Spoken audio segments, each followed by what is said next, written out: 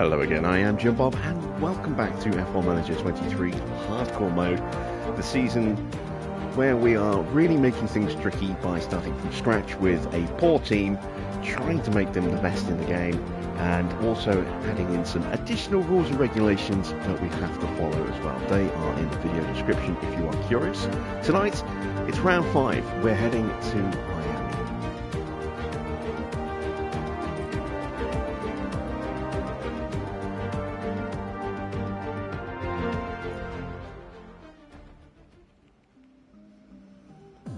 And we're coming off the back of a fantastic result in Baku, with a slight caveat.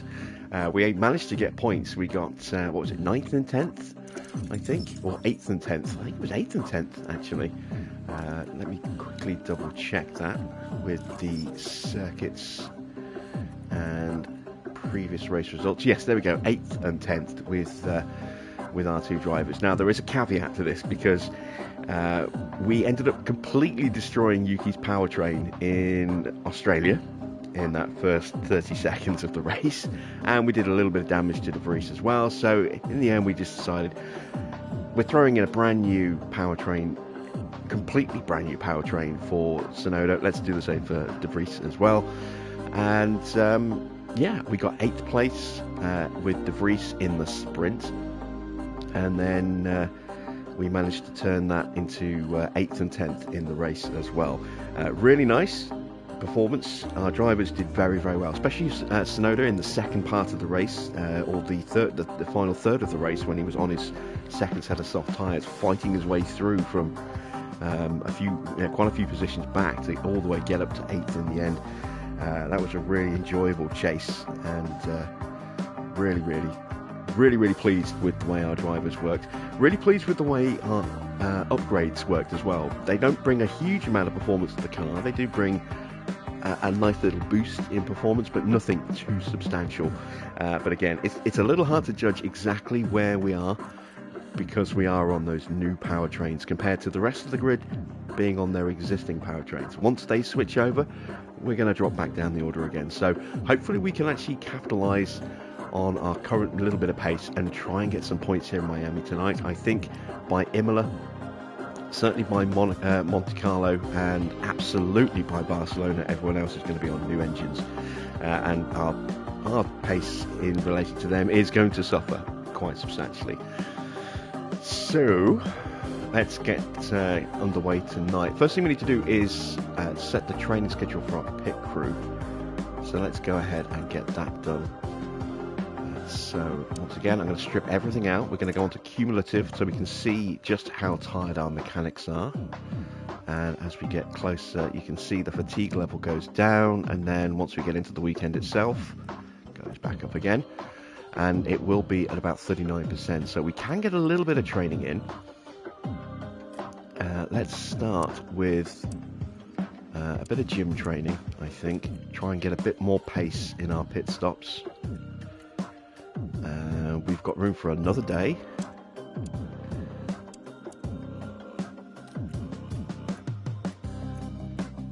And that is just a bit too much. So if we take the afternoon and turn that into balanced pit stop training, that might be okay.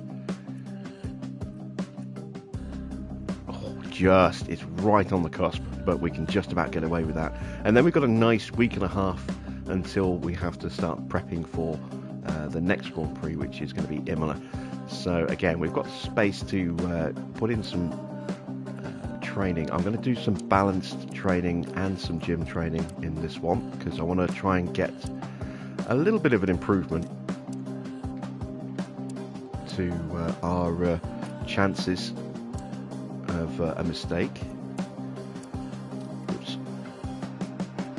There we go. That should actually be gym training. There we go. Let's go the same again for 2 more days. That's 1. That's 2. And now we'll have a look. And we've got just about space, maybe, for half a day of balanced training. Yeah, there we go.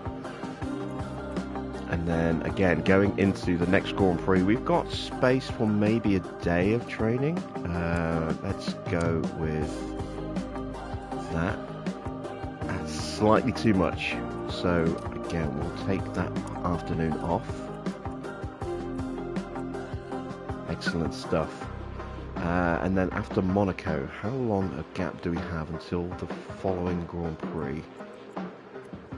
I can't remember. We'll put it in as though it's going to be you know, a bit of a break between the two races. It should be 2 weeks, I think, until Spain. But we can always come back in and take this little bit here out if that is going to be just a 1 week gap again.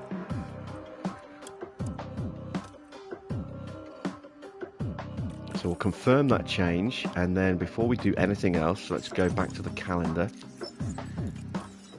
and see Monaco, and then yeah, it is literally just the 4 days again. So by doing what we've just done at the end of the month, our mechanics are going to be knackered going into Barcelona, and we don't want that. So let's go back to our pit crew. Where are our pit crews? Staff, there they are. Go back into training and let's have a look. And we want to strip that out. And we want to strip that out entirely.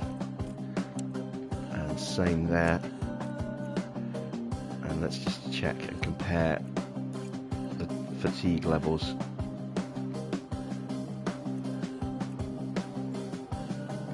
Yeah, okay, we'll do that. And that way they'll have a nice little bit of time to rest before Barcelona. Looks like we are heading into a triple header from Imola onwards. Right, I want to have a quick look at my drivers as well. We are starting to see some nice improvement in Lawson's stats up here. I am starting to think about maybe working on some of these other stats down here that are a bit low. I want to get his cornering up a little higher first before we do that, but we're not far away from shifting the focus of his training. Let's check in with Tsunoda. What do we have him on at the moment? We've got him on short run pace. That was to work on his braking and adaptability more than anything else. How else is he looking? Control and smoothness could also do with a little bit of a boost. Let's switch him up slightly. Ah, perfect. There we go. We'll move on to wet track. That'll work on his control, smoothness and adaptability. Accuracy's fine, but those other three stats could definitely do with a little bit of work. And let's have a look at De Vries. De Vries's pace stats are still a little bit too low. We do need to continually work on that braking. Cornering is not too bad. Let's see if there's anything we can do to improve braking and maybe something else instead. We could do that. Braking and control. That might be a good idea actually. Let's put him on wheel training and try and get a little bit of boosting going on there.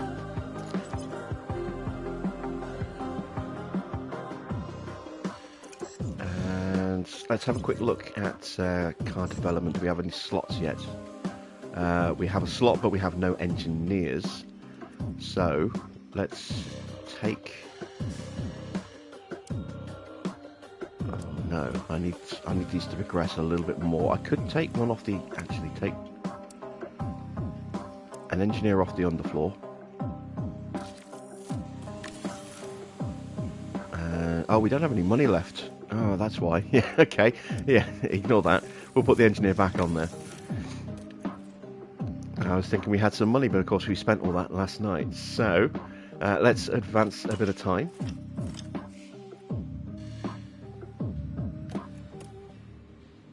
And we have an opportunity to sponsor Nikola Solov.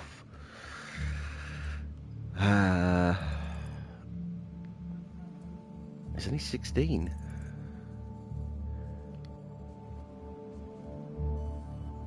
We don't have the money though. So we're going to have to ignore that, unfortunately. Because we can't just leave that for a while and then come back to it. It has to be a decision done today. It blocks our progress until we make a decision. That's a shame. And that would have been an interesting one to drop some money on. Someone who's really young and we could hopefully see a definite improvement in them over the next year or two, but we just don't have the money. And although it would only be 100 grand in debt, I do not want to go in debt at any point, because that will immediately cause some problems with the board. So, a bit of a shame. All right, we've got our scout report back on Martin Werner. Let's have a look at him, and he is really bad at cooling. Really bad at cooling, but he is better at DRS. Look at his high-speed downforce in comparison to Dickon. That is a massive jump. He's slightly up on the medium and the low, slightly down on drag reduction. Airflow is not great in terms of management, but sensitivity is an improvement. He's not too bad, actually. I mean, we would definitely be losing out in a couple of key areas, but we would certainly be gaining in other areas. And importantly, given that the downforce changes are going to be high-speed downforce changes next season, that could be a good hire. We're not going to make a decision just yet. We've still got plenty of time, so we are going to check out some of these other free agents as well. So there's Dickon, there's Martin Werner. Let's check out Gladys. We'll do a scout on her as well. We can also look at Sari and possibly Carlos, although at a 70 that is quite a significant drop, so I don't think he's going to be worth checking out.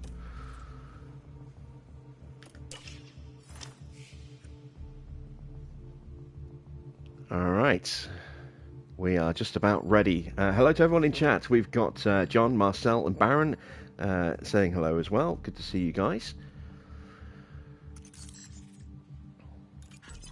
And we are pretty much ready now to set some targets. Now, just want to see, once again, where we sit on paper going into this race.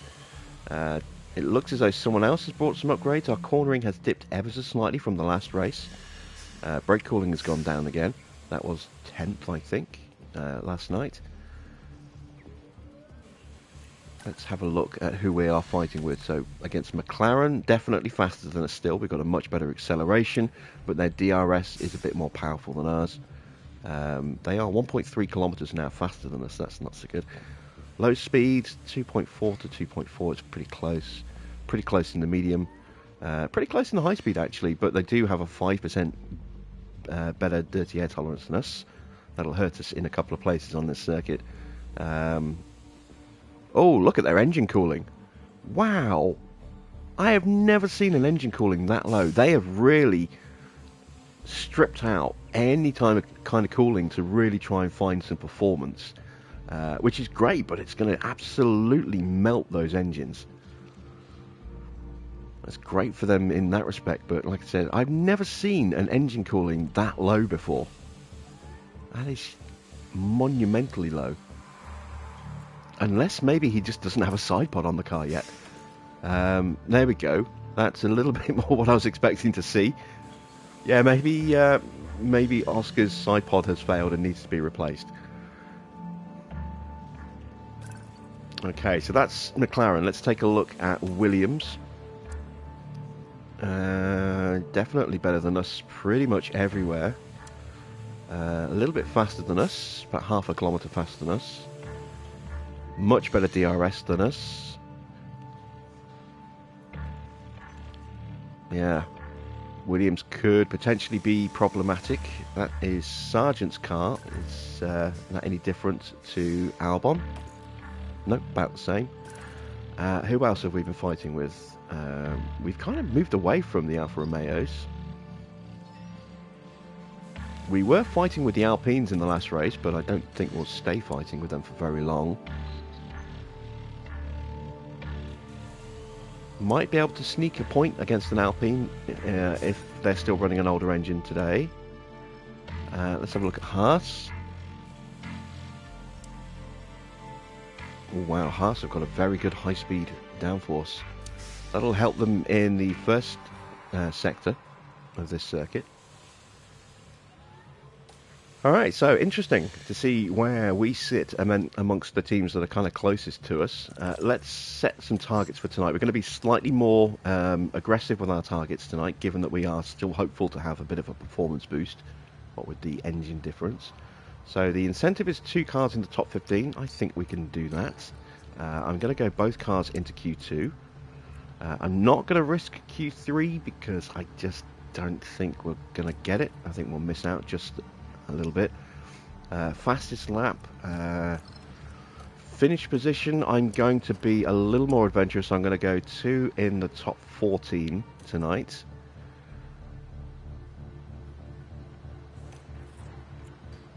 And then we've got the finish position streak of 2 in the top 15.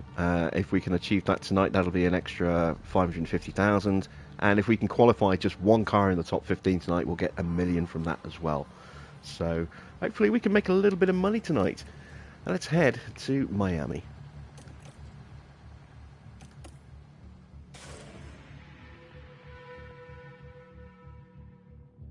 Once again, we touch down in Miami as F1 returns to the Magic City. Miami Gardens is transformed into the Miami International Autodrome, built here especially for the Grand Prix. It's a thrilling street circuit where one wrong move can end in disaster. But for those who can conquer its literal ups and downs, victory is all the sweeter. Spectacle is the name of the game here in Miami, with the stadium at the heart of this track. With long straights and S-bends, not unlike Suzuka's Sector 1, proper ERS management is sure to give drivers an edge towards victory. It was Charles Leclerc who tasted victory in the last race, but he will surely be looking to find the recipe for success again and achieve another podium place. So, let the weekend begin.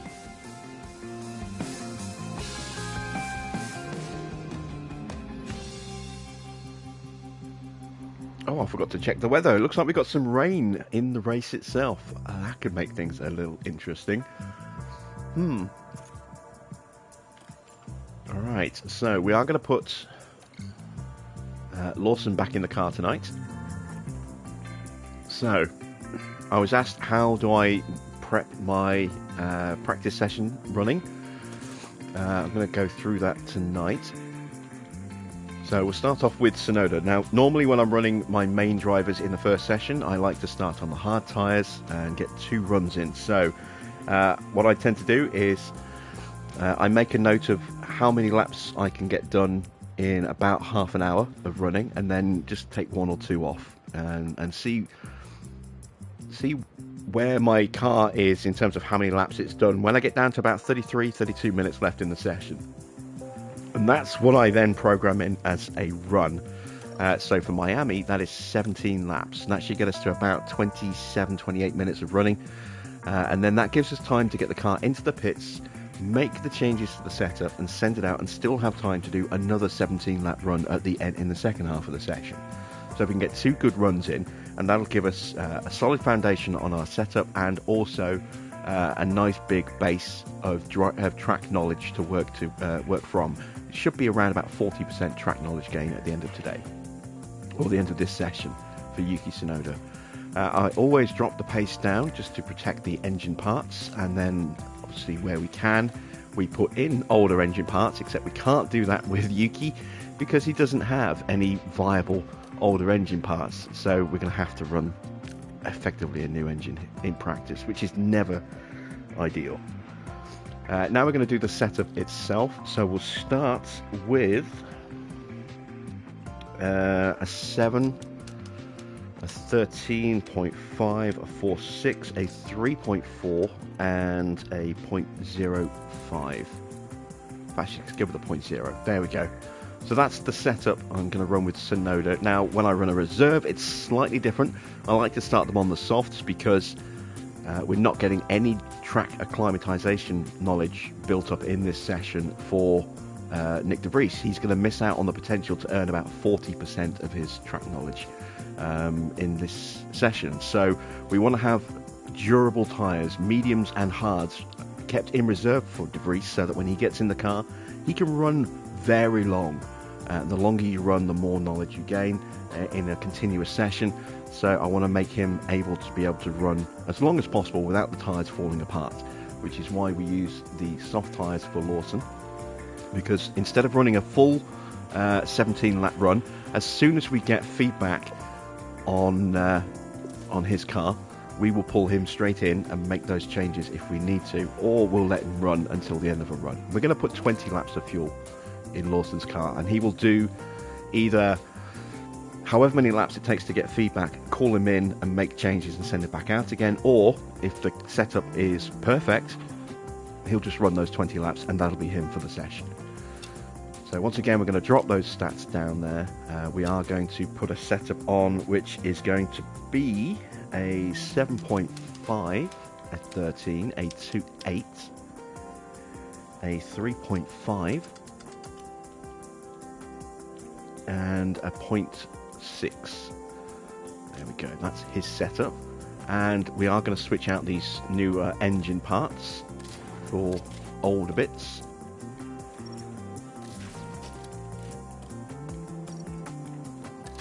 There we go.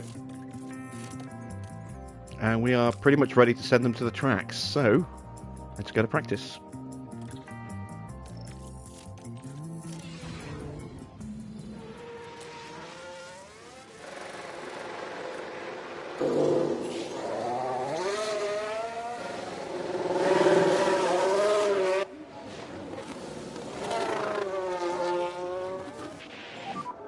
Ready to check. Radio loud and clear. Quick radio check for me.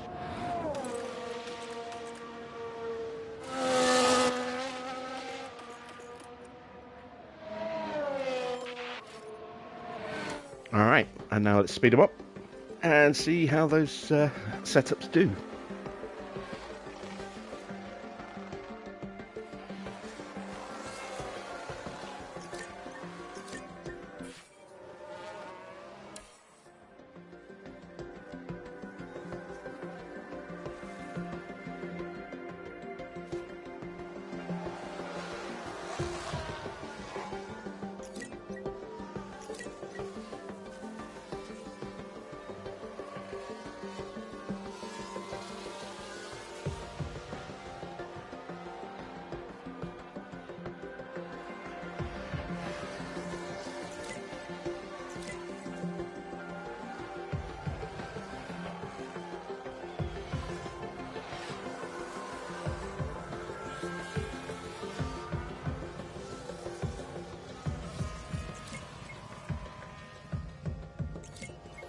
Oh, a little bit of F1 news I saw last week and, or maybe the beginning of this week, and completely forgot to mention.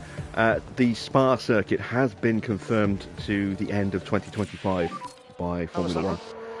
So we will continue to race in Spa next year and the year after, which is always good. That is a fantastic circuit.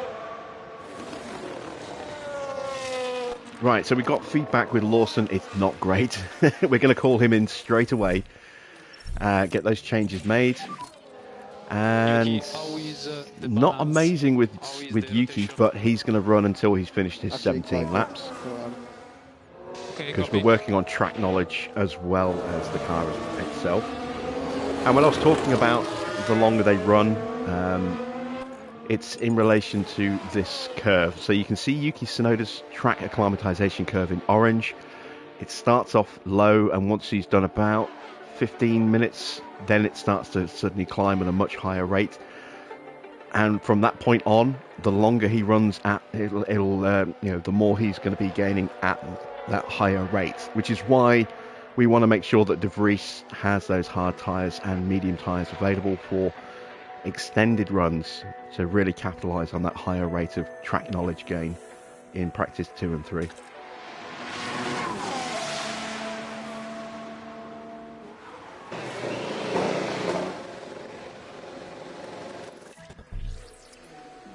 So multiple changes needed here. This setup is terrible.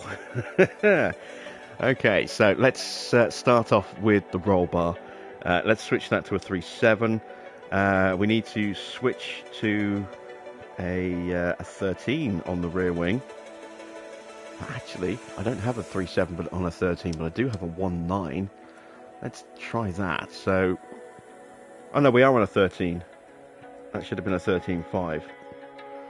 Okay, in that case, that is probably going to be a 3.7. Maybe even a 4.6.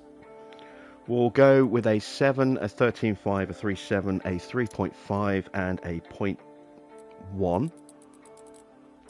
Let's have a look at that. That is not going to work. There's not enough gap on the oversteer or the traction. We're not quite in the range for braking stability, and we're out of the range on cornering, so it's not that one. Let's have a look. I do have a 7.5. That's not going to work. Let's have a look at this one then. Let's go really extreme on the changes. I've got a 6.5, a 13.5, a 6.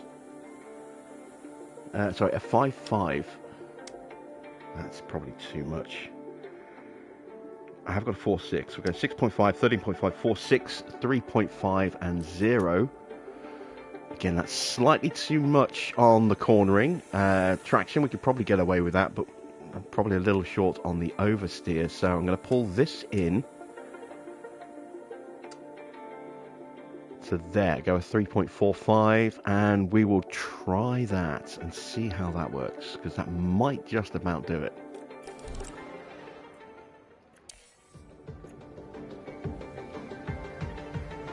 Yuki's got about 5 more minutes on track.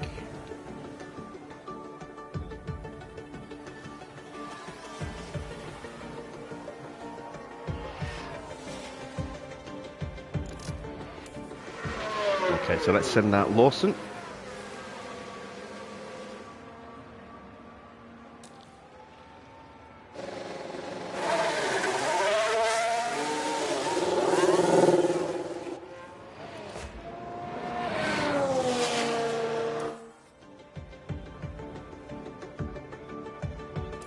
And now we can make those changes to Sonoda.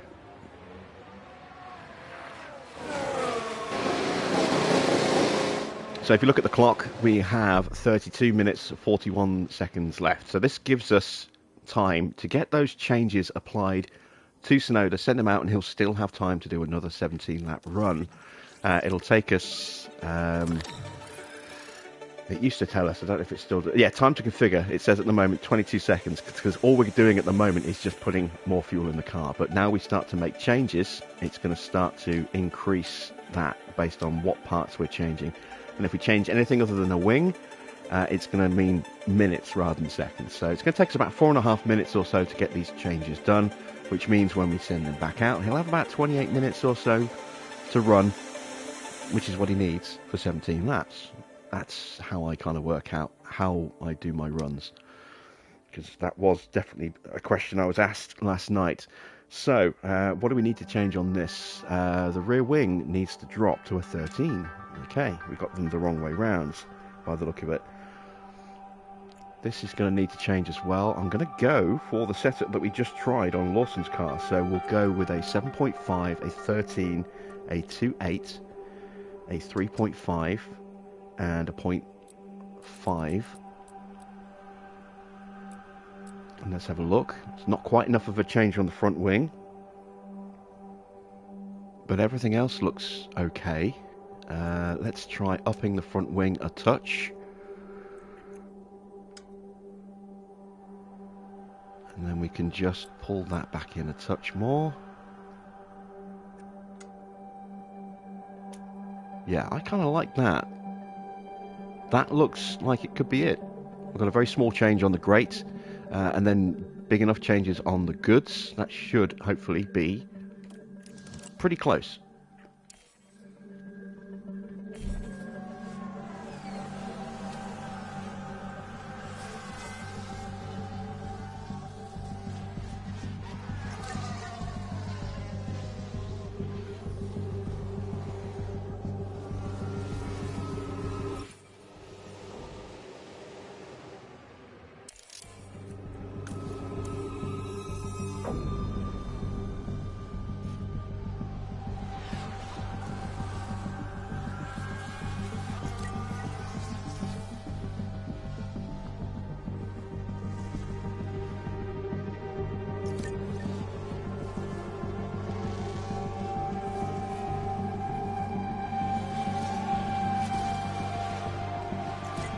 And while we're waiting for the practice to finish, let's take a quick look, just slow time down a second, at the state of everyone else's powertrains. So let's start with the cars we're in competition with, the McLarens.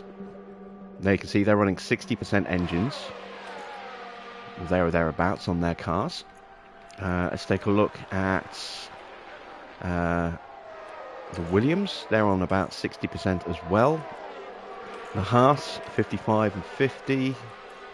The Alfa Romeos, 38 for Bottas, 54 for Zhou. We'll take a quick look at the Alpines, 50% for Gasly and Ocon. And we'll take a look at the Haas as well, 55 and 50. So we have got a chance to score points over those teams tonight. We'll keep our fingers crossed on that one.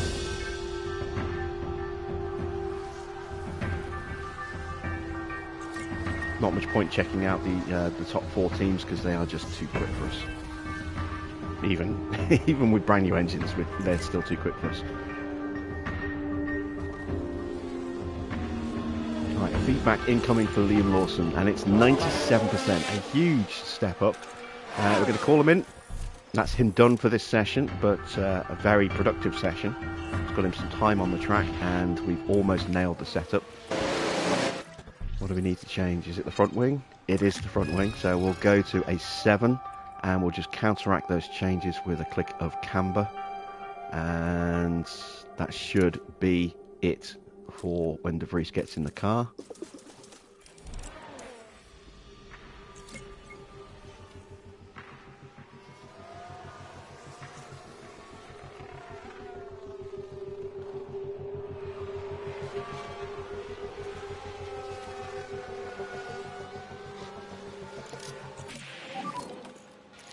And 90% for Yuki. So some things have worked, some things haven't. That's okay. We've still got 2 more sessions to get his car dialed in. And again, we'll let him complete his run, and he should end up with just over 40% on his track knowledge.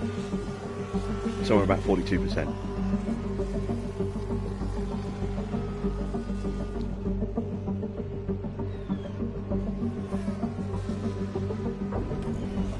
%. There we go.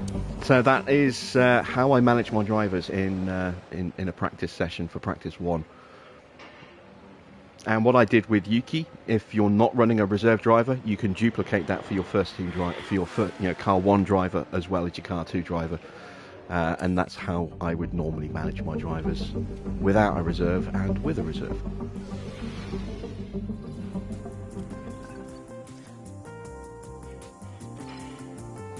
Alright, so what changes do I need to make to Sonoda to get that extra 10%? Everything's just a little bit off. So I'm going to pull the front wing down to a 7.5. That's going to give little changes everywhere, but are they going to be enough? Possibly not.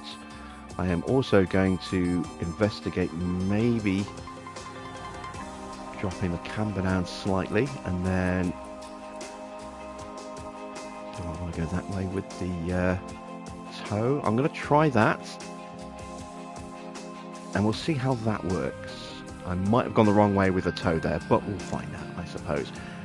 So for practice 2, once I've done my 2 runs with the car in practice 1, I like to just do single runs for practice 2 and practice 3. So given that it's 17 laps, what I generally tend to do is add between 7 to 10 laps of extra running. So for this circuit, I'm going to go with 25 laps, and that'll be just 1 run at 25 laps. Now if we get close to the setup, I can just keep him on that schedule and he'll be fine. If we are way off, then I might have to call him in early and switch him back onto a 2 run.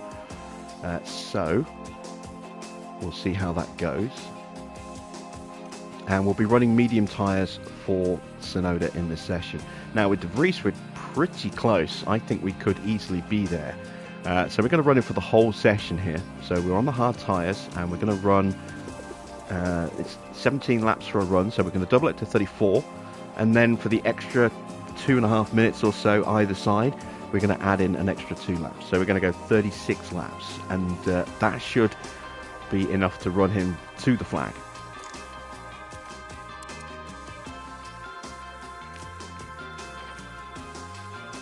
And let's go to practice 2. Green light now.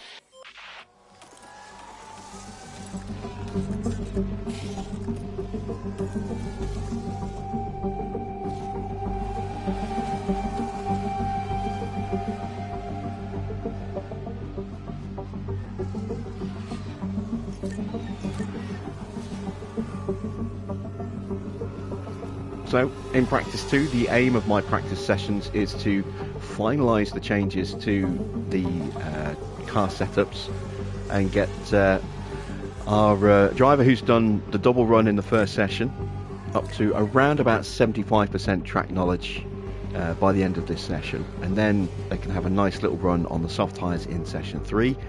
With De Vries, the aim here is hopefully to nail the setup and just run the whole session and get him up to somewhere around about 60% on his track knowledge, and then that gives us the flexibility to maybe do 2 runs if we need to on the medium tyres in the next session, or maybe just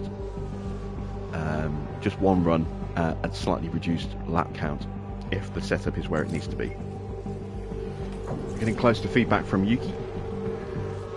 Have we nailed it, or have we gone the wrong way?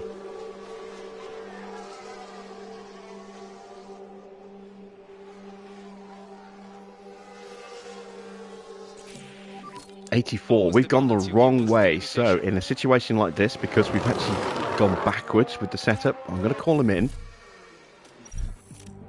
make some changes and send him out for a normal 17-lap run and hope that that's going to be enough. How's the car? And we went slightly the wrong way with De Vries, but I'm still confident we can fix that in the 3rd session because we're still only a couple of percent away. So we are going to just continue to leave De Vries running for the whole session.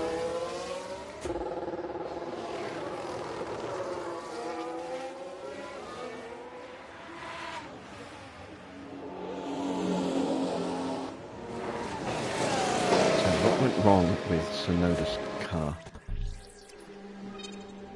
Okay, we went the wrong way with the front wing, so that's going to be an 8.5.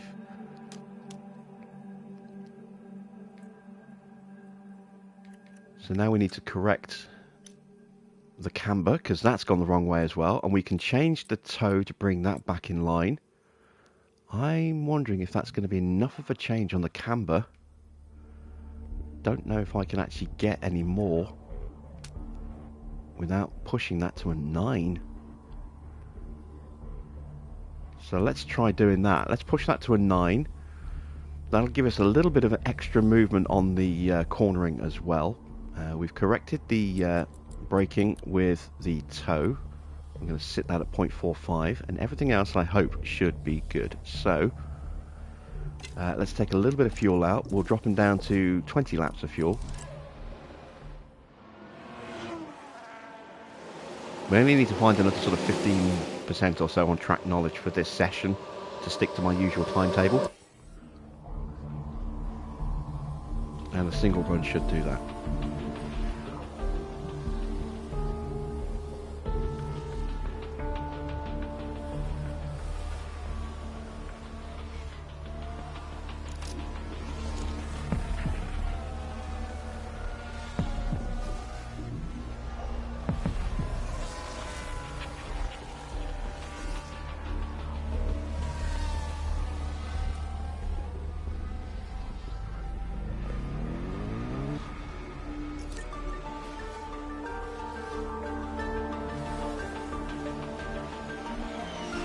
We're going Mass Effect music again.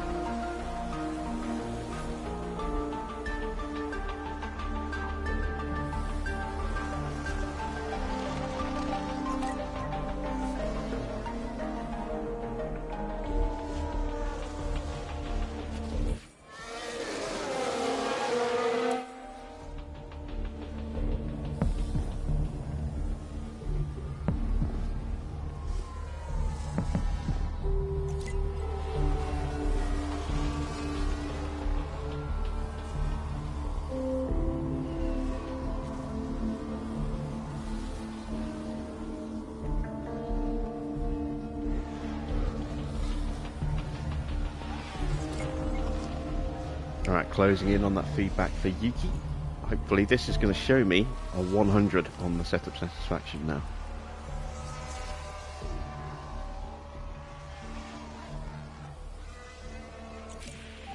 Boom, there we go. Setup is nailed. So that's absolutely what we wanted. We got him up to about 75%, which is again my target for his track knowledge. So I'm going to call him in. That's him done for this session.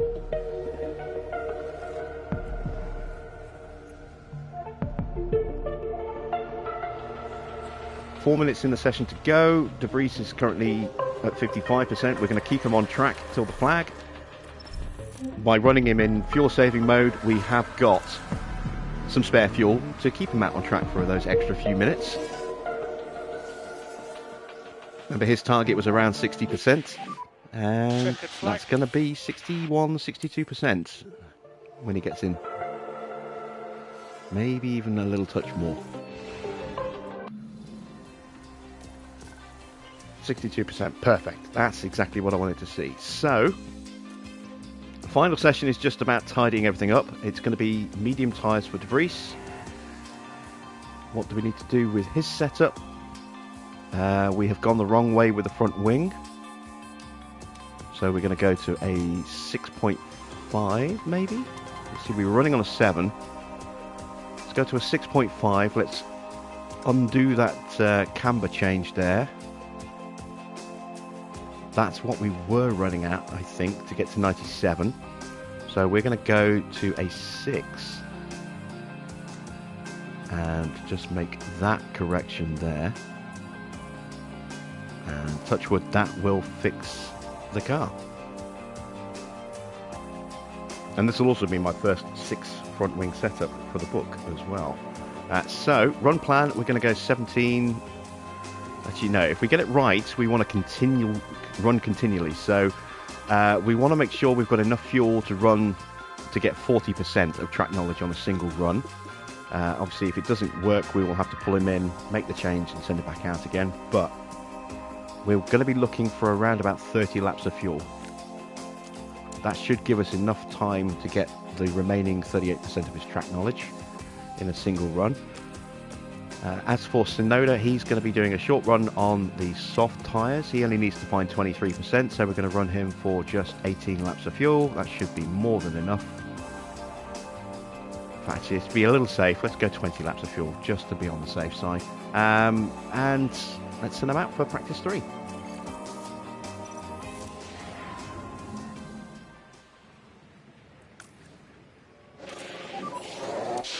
Green, green, green.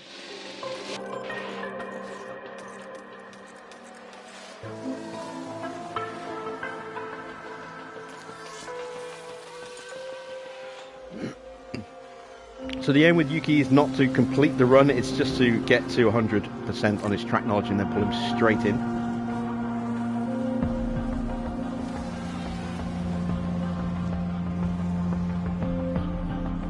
And obviously the aim for De Vries is hopefully to hit 100% on this first run here to get the setup and keep him out there. If not, we'll have to pull him in immediately, make the necessary changes and send him back out with enough fuel to run to get his remaining track knowledge.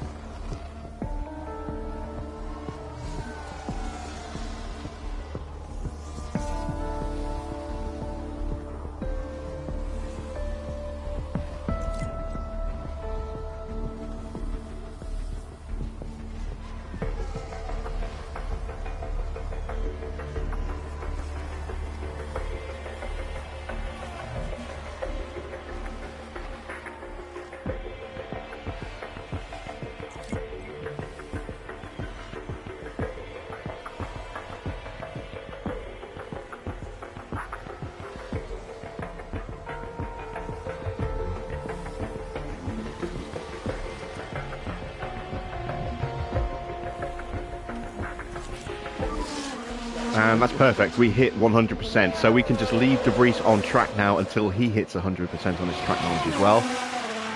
And our setup is done. So we're almost done with practice entirely. De Vries just needs another couple of laps. Not De Vries, sorry, Sonoda. And then he can come in.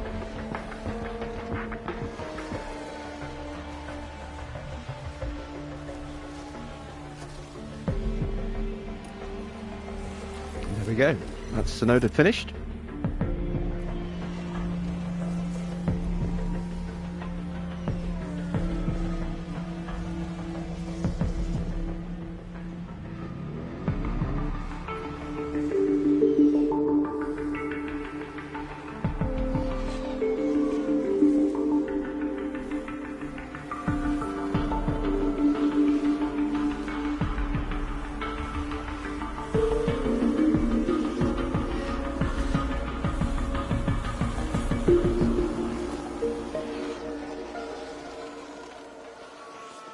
And 2 more laps for De Vries.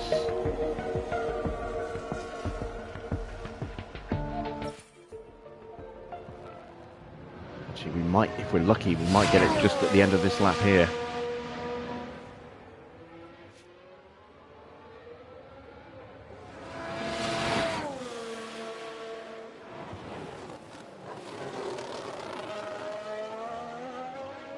No, it's going to need that extra lap just. He's going to get it almost as soon as he crosses the line, you watch.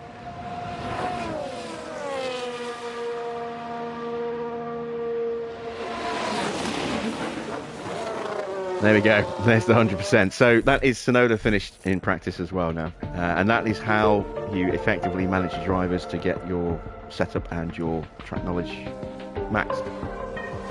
I hope this little practice guide helps people in the future.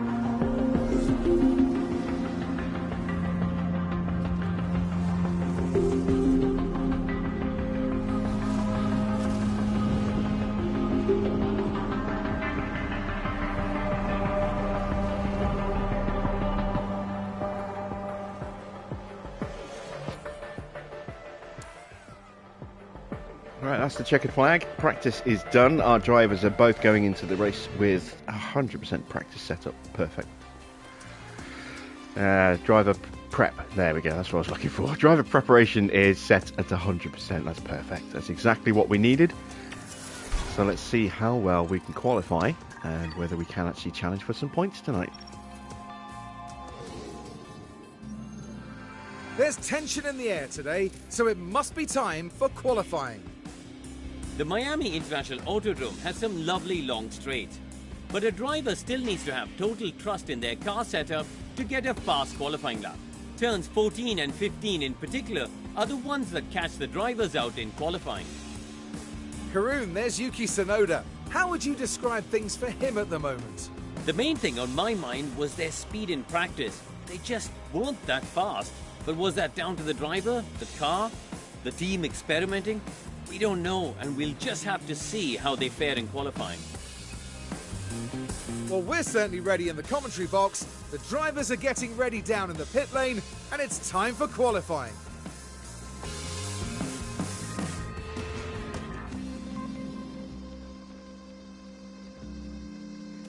All right then, so let's put the good engine bits back into De Vries' car.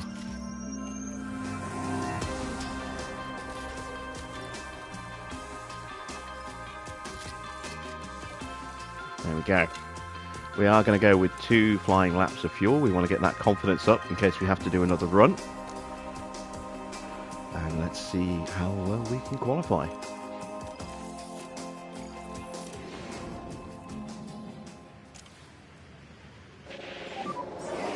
Should be green now.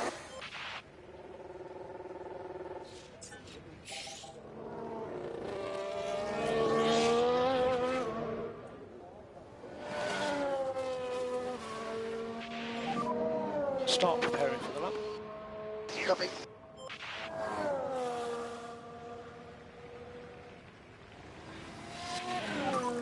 So let's prepare the lap. Copy.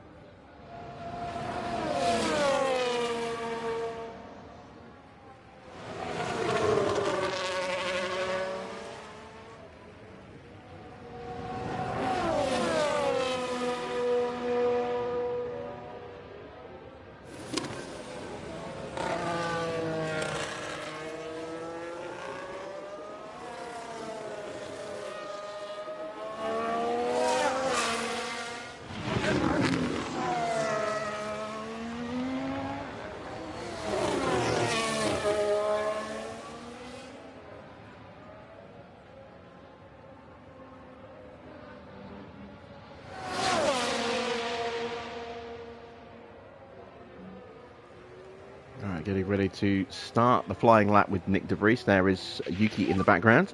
So gap ahead is good. So you're good to push.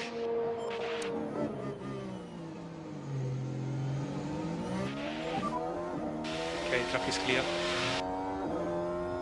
Charge off and push. Williams going to get in the way. Yes. Potentially. No, he gets off the racing line. Thank you very much, Logan. That was decent of you.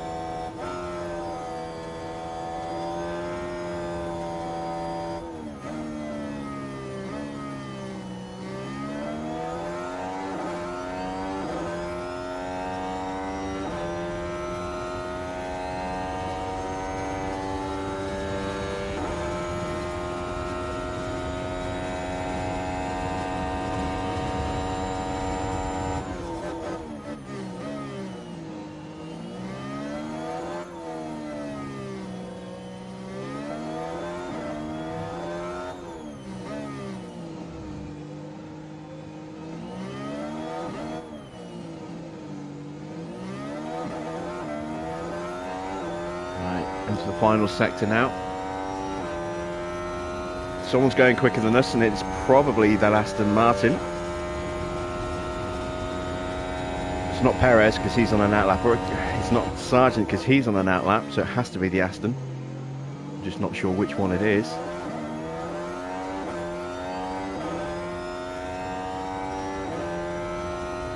And up to the line, and De Vries' first lap is 1:30.5. So, what can Tsunoda do? He is quicker by just 0.09 of a second.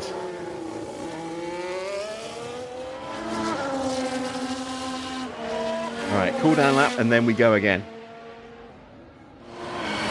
And it was Stroll who was the Aston, and yeah, that is 1.2 seconds faster.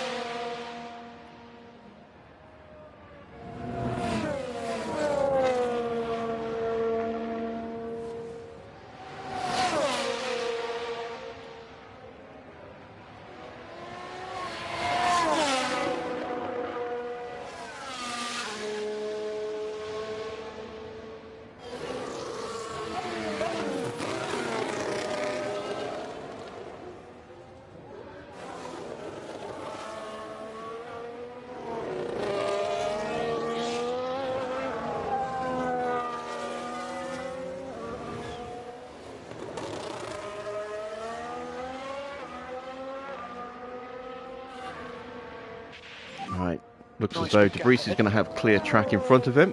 Yuki should do as well. Now Alfa Romeo is going to be slipstreaming. That's Bottas, I believe, who's behind De Vries. Okay, recharge, off and push. Actually, it might not be. It might be...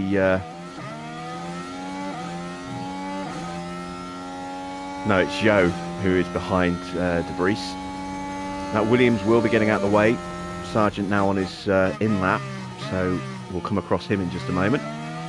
But we are quicker than Sargent. That is good to see. One of the cars we're going to be fighting with tonight. And we're looking for improvements on this run and getting that confidence a little bit higher. So De Vries now into peak confidence. Excellent stuff. Hopefully we can just stay as we are after these runs and not go out again.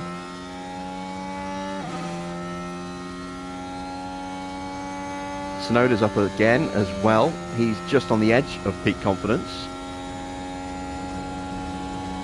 There's the Williams, I think. Have we passed the Williams? No, we've already passed the Williams when I wasn't looking. That's a Ferrari on an outlap in front of us.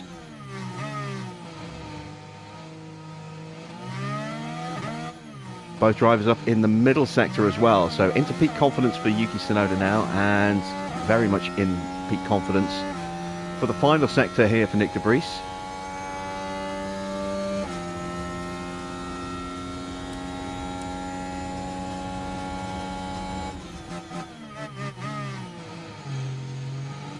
No improvement in the final sector for Nick, but he does go a little bit quicker, I think. No, he doesn't. He was too slow in the final sector. Tsunoda improves though. He finds an extra couple of tenths. Let's take a quick look at our lap history. So there you see Tsunoda finding 3 tenths on that second run. Unfortunately, oh no, de Vries did find just a fraction. He found a couple of hundredths.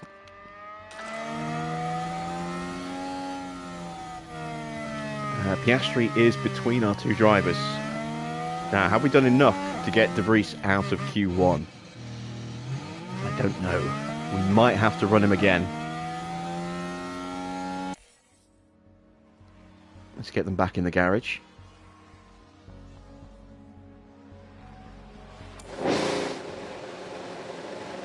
Let's see, we are 12th.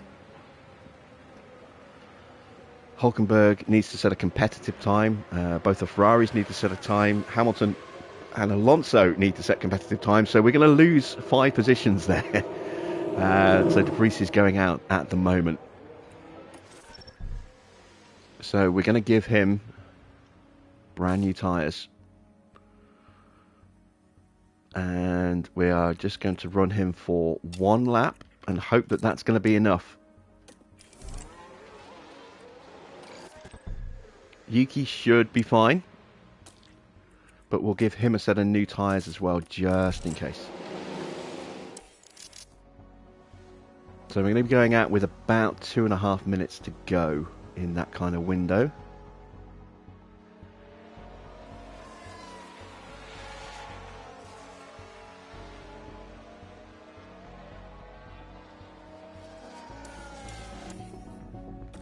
Right, so let's see if we can make sure we get a bit of clear traffic or clean air.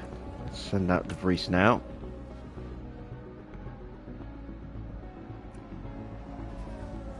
Tsunoda isn't that safe. We are going to have to send him out as well. So maybe we're not going to be as quick as I was hoping we would. Maybe we were a little bit optimistic. To start to work on the brakes. Copy.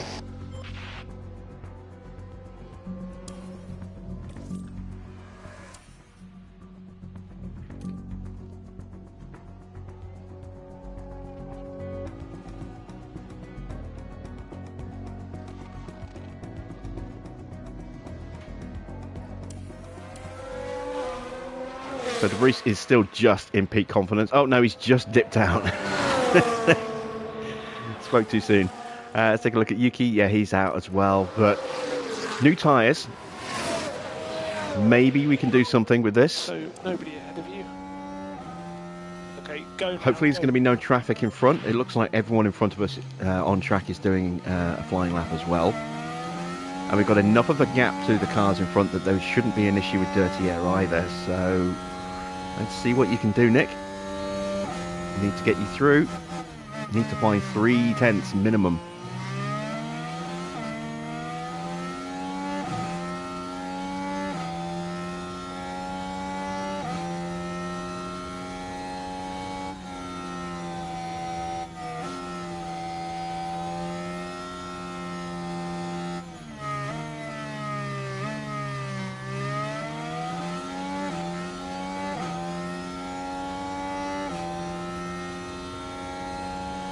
Right, he is up in the first sector. That is good.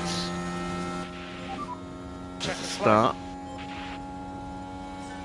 Yuki improves as well, because he's still not 100% safe. I mean, he's probably safe, but if Gasly improves and Hulkenberg improves, that's enough to knock him out.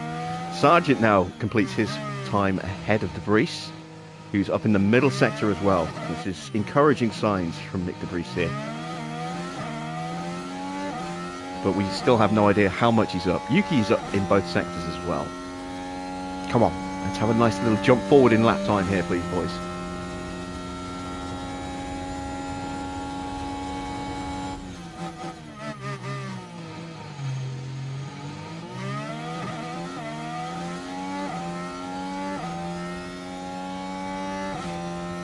Have we done enough?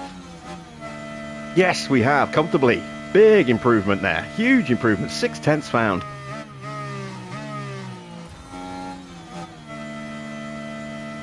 And another 4/10 found for Sonoda as well. Fantastic stuff. Both cars are through.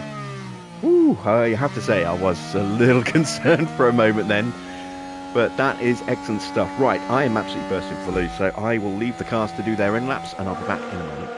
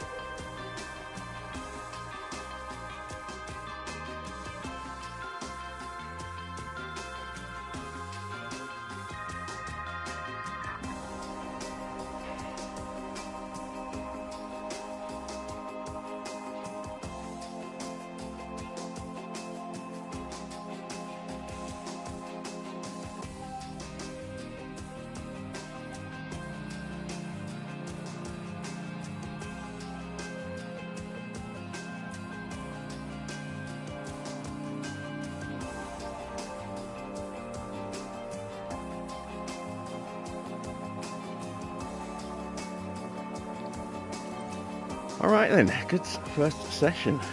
Can we get any of our cars into Q3? De Vries currently with the 9th fastest time. That's not a bad start. Let's go with the older tyres. Once again, we're going to go those 2 flying laps, get that confidence level up before we switch to the other tyres again. There we go. Same with Yuki. And let's send them out.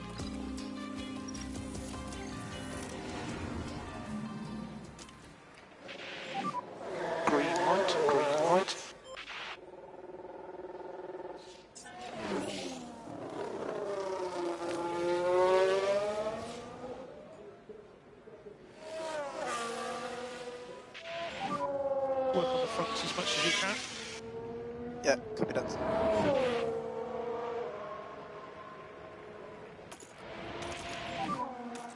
And focus on tires and brakes. Okay.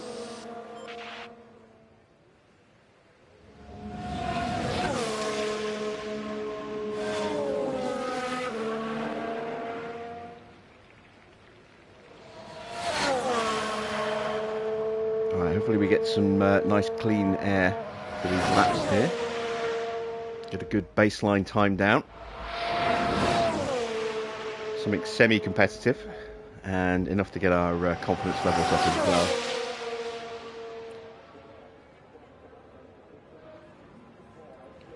Really need to try and capitalise on having these better engines over the rest of the grid for now. While we've got them. Do need to start saving up some money for replacement parts as well.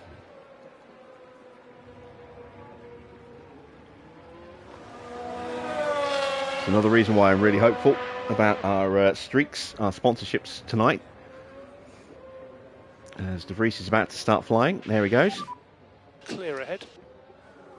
Go 1.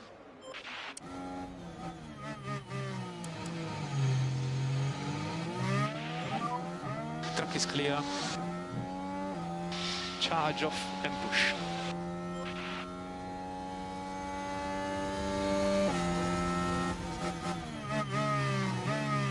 That's the first time I've noticed those little carbon fibre turning vanes on top of the side pod, just below the wing mirror. Never noticed those before.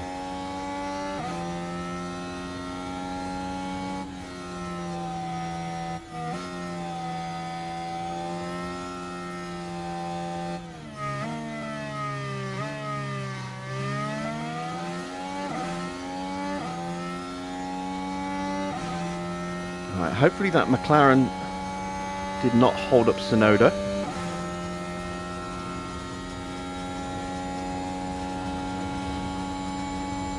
And he's slower than De Vries in the first sector, so he might have been.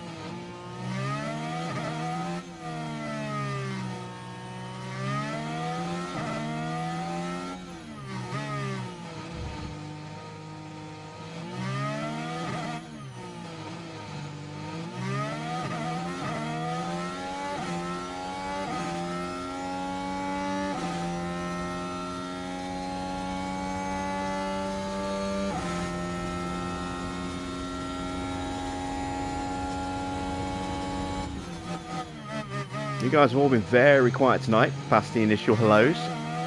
Haven't seen any messages in over half an hour now, so if you are asking me something, apologies, I'm not ignoring you. We know that YouTube chat has been atrociously bad over the last couple of weeks.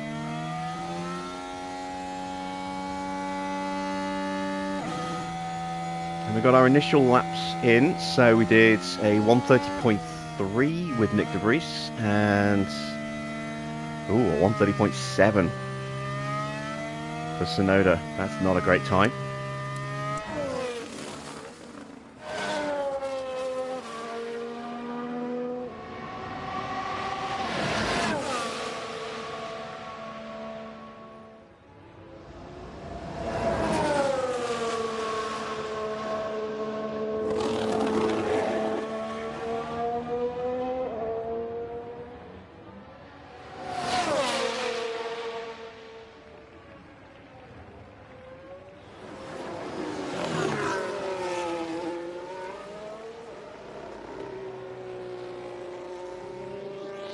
Oh, Baron's still here. Okay, so the chat is working. You're just all very, very quiet tonight. Okay, that's fine.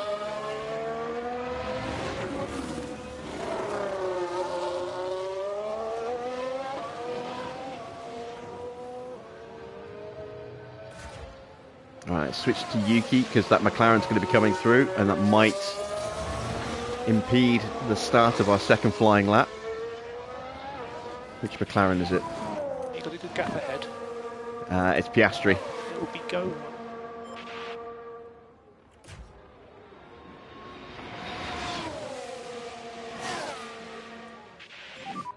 There is Norris in front of you.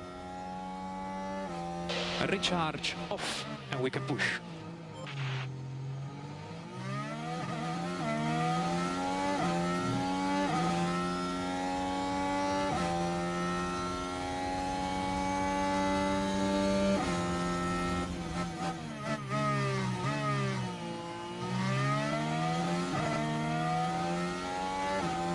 So I'm hoping to see a big improvement in the first sector for Sonoda this time. Depends if we get caught by this McLaren again.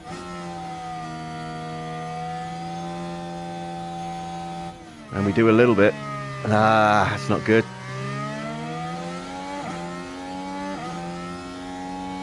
De Vries is up again. That's good. And Sonoda is up. So once again, looking to try and get the confidence as high as we can. Baron's engrossed, which is why he's quiet. Okay, that's fine, Baron. Like I say, if you guys just want to be quiet and watch, that's fine. I just wanted to make sure that nobody wasn't, hammering questions in and getting frustrated because they weren't being answered.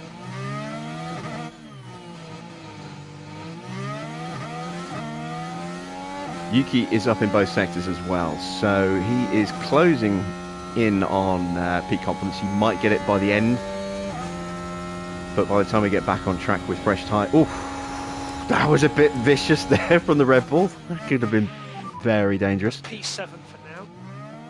Good lap time from Tsunoda, 1.3 seconds off of Alonso. Yeah, copy that. What can Tsunoda do? Oh, are you kidding me? We pull over right before the line to let the Red Bull through. That is ridiculous. That ruined the end of our lap there.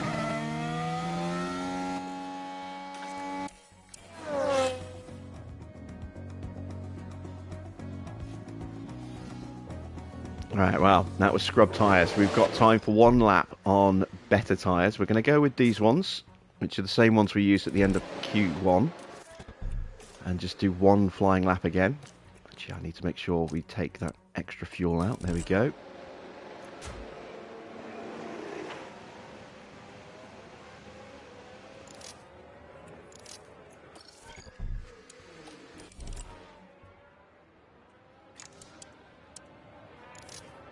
Sorted. Now, with our sponsors, we didn't predict anything better than 2 cars into Q2, so we have achieved our quali position incentive and our Q2 guarantee. We've also now completed this streak, so we are definitely completing that one. Now it's all about the finish position and the finish streak, so hopefully we should get both of those tonight as well. That'll be worth an extra, what, $770,000 at the end of the night, just for those 2. Yeah, we could be making 4 million plus tonight. That'd be very nice.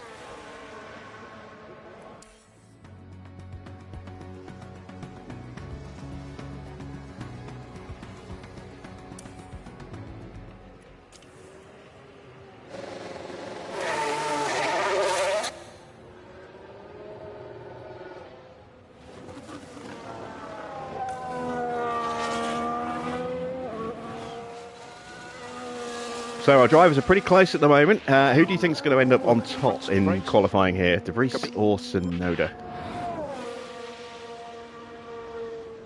I got to give the edge to Tsunoda, but De Vries has outperformed him in the last couple of sessions so far. I think race pace wise, it'll definitely be Tsunoda, but quali, who knows? De Vries might surprise us.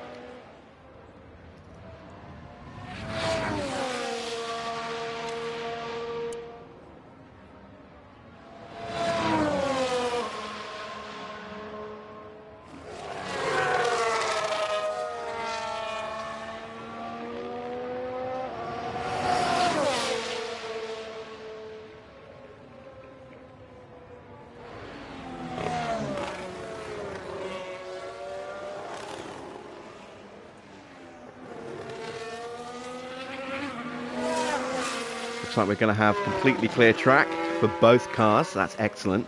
So no impeding from anyone else.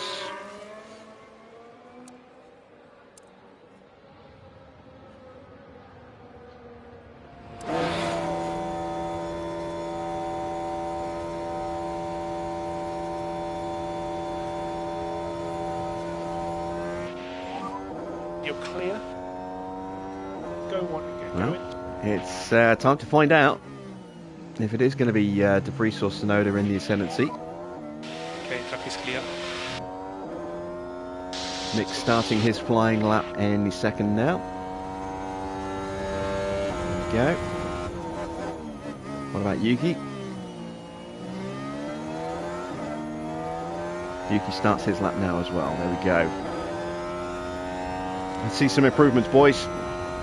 Confidence level is still peak for De Vries and just very high for Tsunoda, so that might give a little advantage to De Vries. Plus he is at the moment, you know, nearly what, 3.5 tenths quicker. He's up in the first.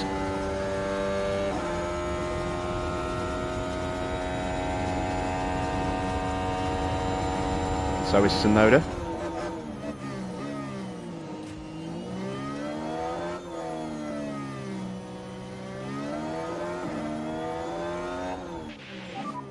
Let's check his flag. Maxed out the confidence there for De Vries in the middle sector, so he can go full attack here in the final.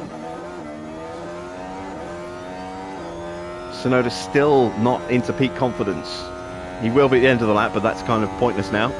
He won't get the bonus until he crosses the line, or the full bonus. So advantage De Vries.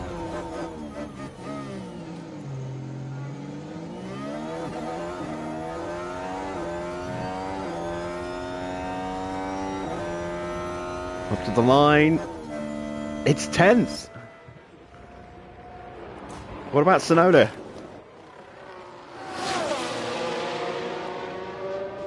It's 9th. He went even quicker, and that's knocked De Vries out. Oh, so close. So unfortunate for Nick De Vries there. But we actually managed to get a car into Q3. That's awesome.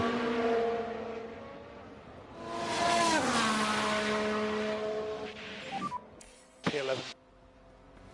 I'm afraid we're out, mate. Good job though from Nick De Vries. He actually did briefly get into the top 10 there at the death. So, we have 2 brand new compound tyres left. I don't know if I want to use one of those, because we've got rain, and that might mean we would need 2 sets of softs for, depending on how much rain we're going to get in the race itself. We're going to start on these old tyres. We're just going to do 1 flying lap, just to get a base time in, and then I'll take my decision from there as to what we're going to do. We might do 1 lap on the other used tyres, or we might go 2 laps on a set of brand new tyres. I don't know yet. We'll see. Let's send out Yuki.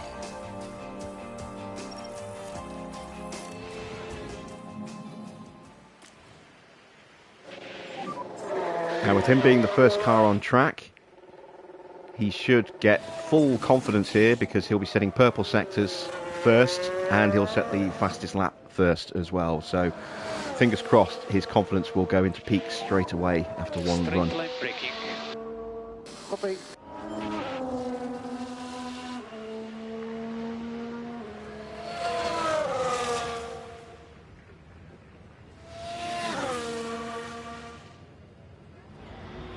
John says to save the tyres for the race. Yeah, that's what I'm thinking. I mean, if we do qualify above Magnussen, but at the cost of new tyres, fantastic, but we're still probably not going to qualify in front of the other 8. So it's probably better that we save the tyres for the race.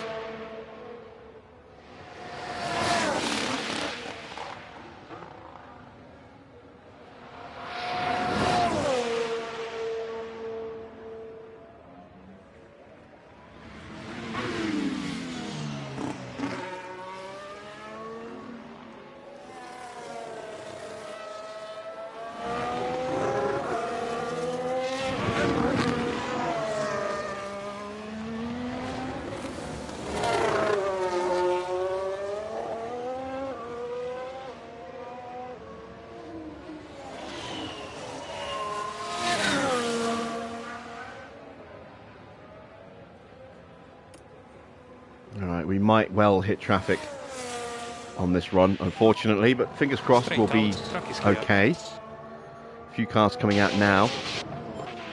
It's not what we like to see. The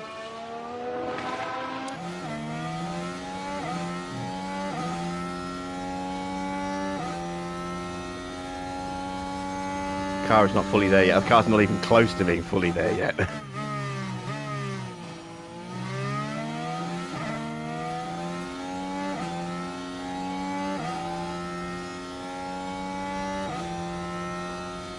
We might have lost a little bit of time there in the first sector, not too much, but that little turn 1, turn 2 sequence will have definitely hurt us slightly.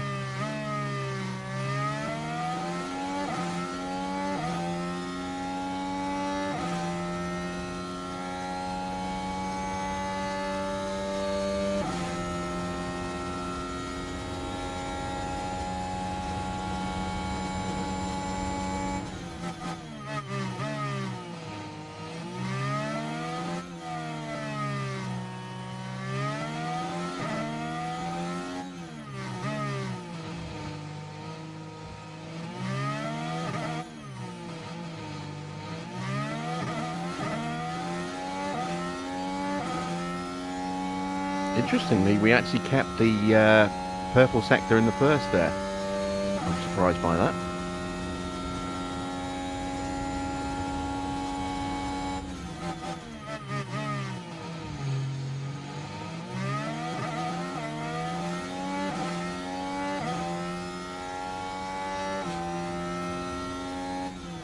And there we go, we just got him into peak confidence. Follow the reference. 129.7, that's a pretty good time on very old tyres.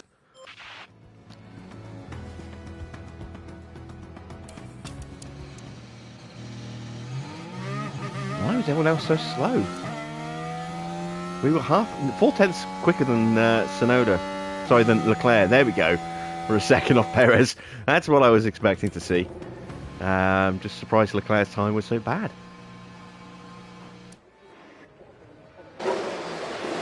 Maybe he got caught out with the traffic worse than we did. He must have done for that kind of lap time. Right, we're going to do one flying lap on these 86% tyres. And just see if we can improve a little bit. Because we know that Sainz, Leclerc and Russell are going to improve. Not sure about Magnussen. Alonso is certainly going to improve, I would imagine.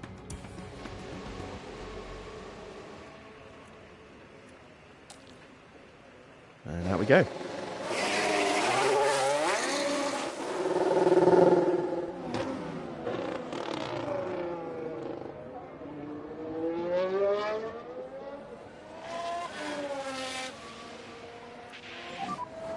And big braking when you can. Big braking. And here comes the last of the cars. So that is Magnussen making his way out now. And is that Stroll coming out? Let's have a look. No, it's Alonso with Verstappen and Russell. So everybody apart from Leclerc currently on an out lap. Leclerc's just starting his flying lap.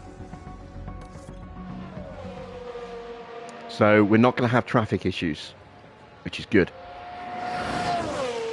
This will be just a pure sprint and see if we can do anything to finish above 10th.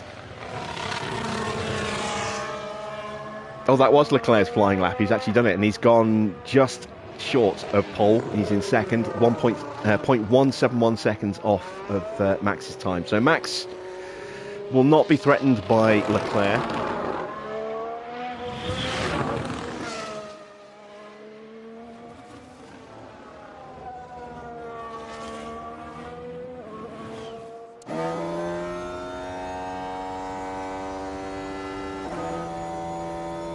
His confidence has dipped a little bit, but because we did that first lap on very old tyres, we should improve in every sector, which means hopefully we'll be in peak confidence for the final sector.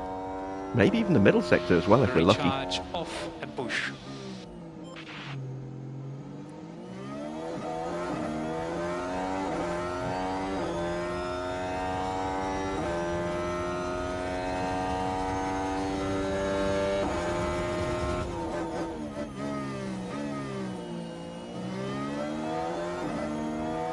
Evening, Mr. Water. I was wondering where you were tonight.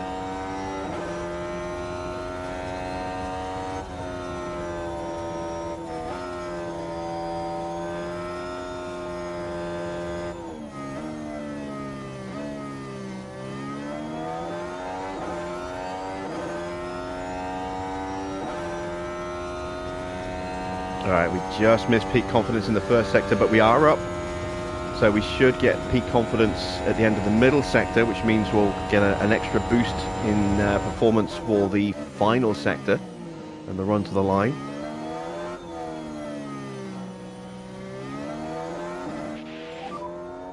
Check red flag, this is 11.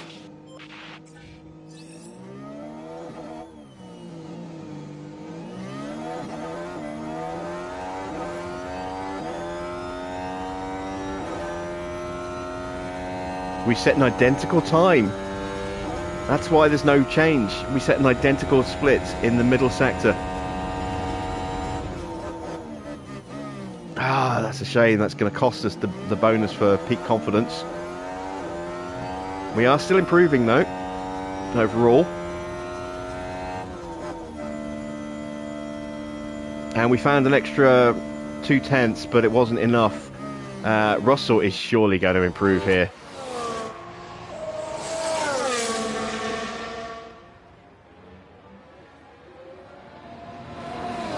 He's even getting a slipstream off the back of Verstappen here, who's looking to take pole position back.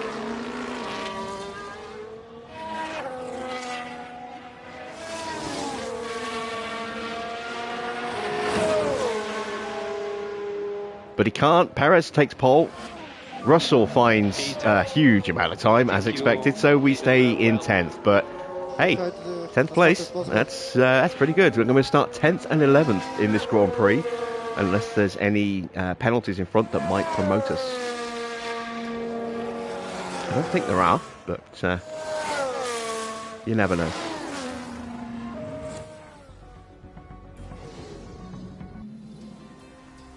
So, pole position then for Sergio Perez, ahead of Max Verstappen. Sainz is in 3rd, then Alonso 4th, Leclerc 5th, and Stroll 6th. Then it's the two Mercedes of Hamilton and Russell, Magnussen in 9th, and Yuki in 10th. And De Vries will start 11th as well. So we're kind of nicely placed mid-pack here. The teams are making their final preparations down in the pit lane, ahead of today's race. The Miami Grand Prix arrived onto the calendar in 2022 with much fanfare, and F1 history is still very much being written here.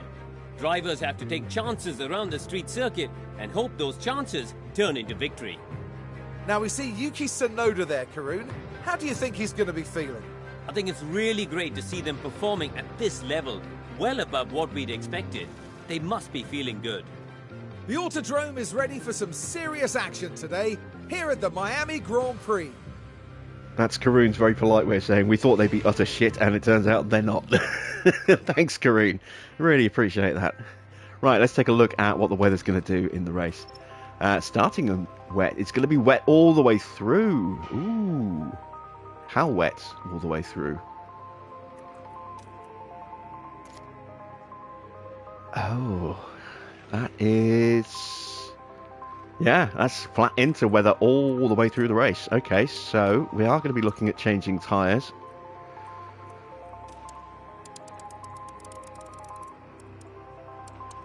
Probably somewhere around about lap 30. There we go. Nice and straightforward on the old strategy. So we could have burnt those extra softs. But it's always better to keep them in reserve just in case. You never know. And the weather may change. It's not definite that it's going to look like that all the way through. It may dip at points to dry, because we don't have anything other than a very basic weather center. So it could be wrong. But we'll go with that as a strategy. We can save some fuel here off the line, and in wet conditions we do save fuel slightly better than we do in dry conditions. So let's take 2 laps of fuel out. We're going to go very aggressive off the line.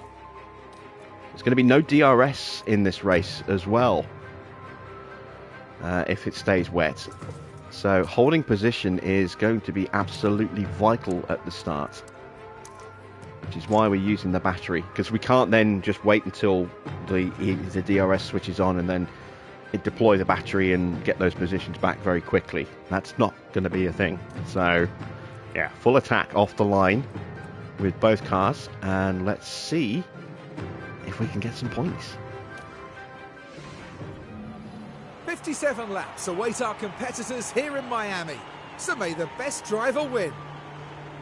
And it's always an entertaining race when Yuki Tsunoda is involved. Hey, cheeky. Starting P10 puts them in the right place to get some points, but there's still a lot to do. Right, let's get to it then.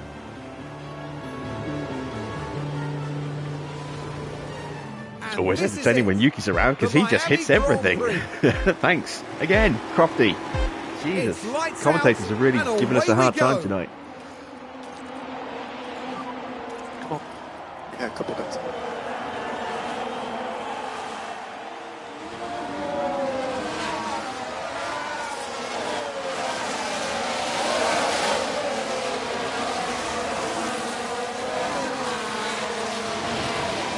Right, we've held position.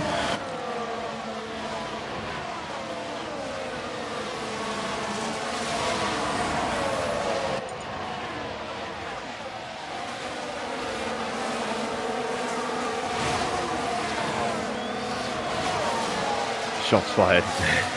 Very much so.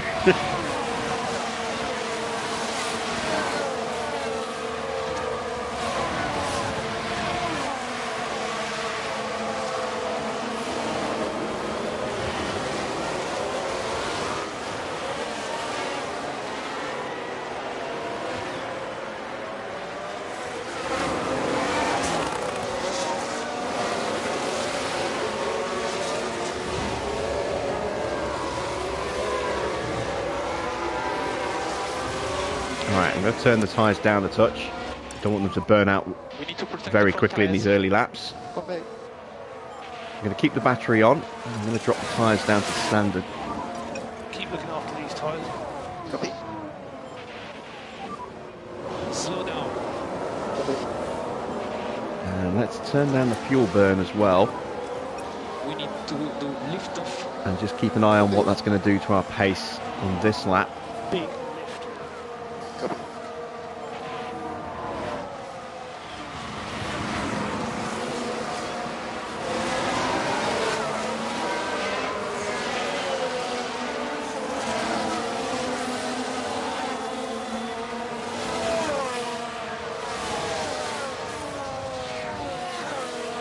One thing that we have noticed since the implementation of the hard driving update is that drivers no longer all just unanimously deploy everything at the start.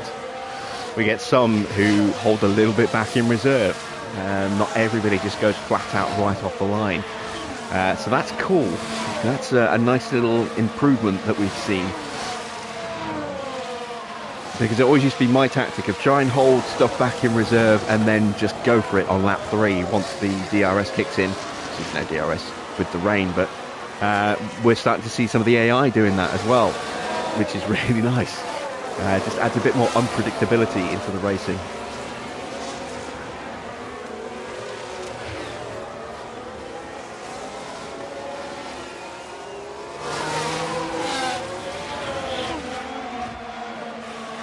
Tsunoda lining up a possible chance here.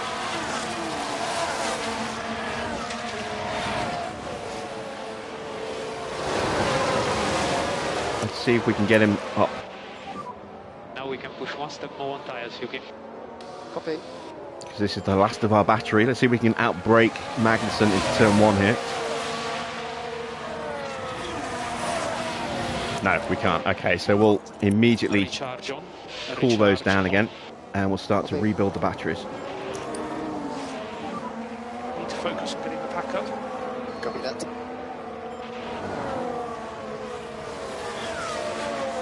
So this is it. This is our race. It might be decided on pit stops, but we have got one driver currently in the points and one right behind as well. And we are keeping pace with Magnussen, who is dropping off the back of Russell. So I think if we can keep Norris and co behind us, we might be in with a chance of getting both of our cars in front of Magnussen and getting 9th and 10th tonight. It's very early for us to be making predictions like that, you know, but we'll see how the race plays out. Tyres are still a little hot, but everyone else is pushing their tyres at the moment and we're not. Or they pushed them harder than we did, which is probably a bit more likely.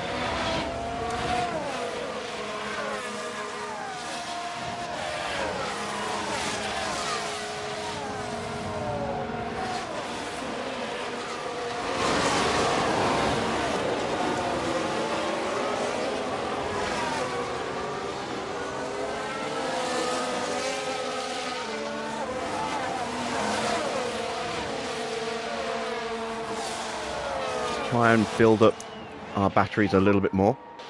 Recharge on. Recharge on. I'm just going to do it with Yuki to start with.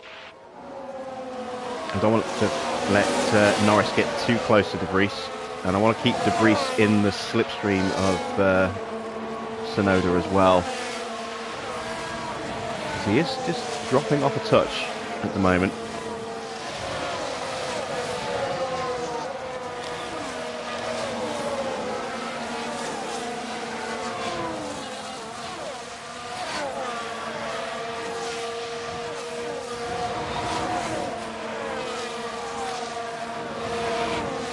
I'm not going to keep the cars together all the way through the race. If we get an opportunity to push ahead with Tsunoda, we will take that. We're not going to sacrifice his potential to keep De Vries close. If it was DRS, then that would be a different story. But because it's down to pure pace, then we can't hamper Tsunoda too much. Recharge on. Okay.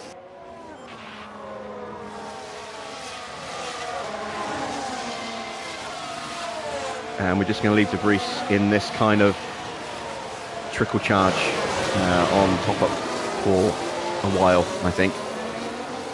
Evening, sir.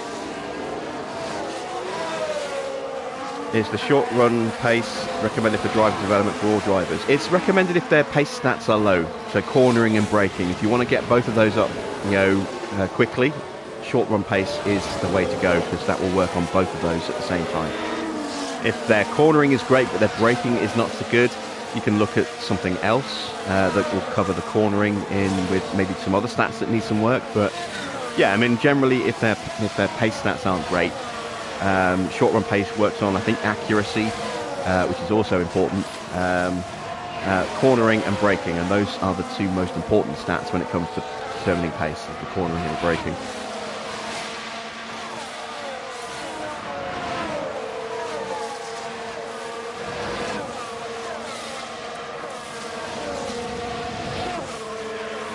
Right, everyone else's tyres have settled down as well, so it did look like they just pushed them a little harder than we did at the start. That's fine.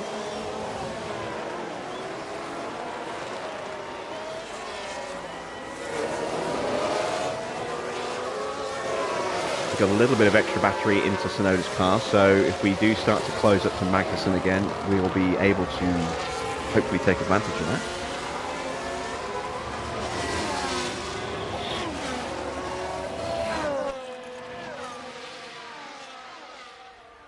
It's going to dip just below 1 mil of water by the look of that, but it's going to continue raining, so there's no point switching off the inters because it's going to keep fluctuating.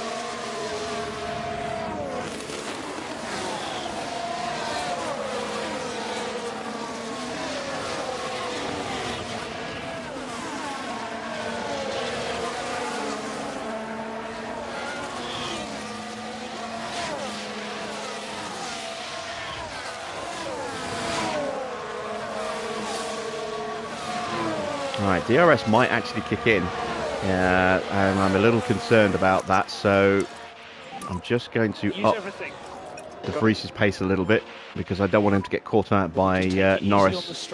I'm also going to deploy Tsunoda, just in case we can maybe get a DRS overtake on Magnussen.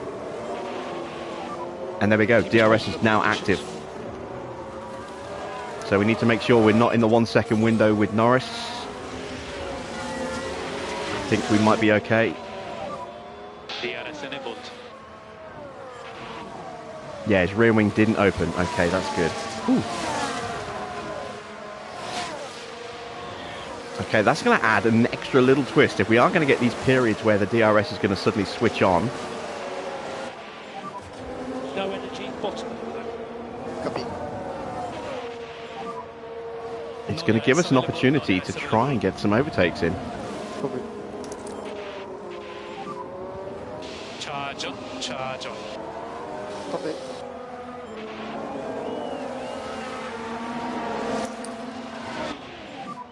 Bring the pack up. Copy.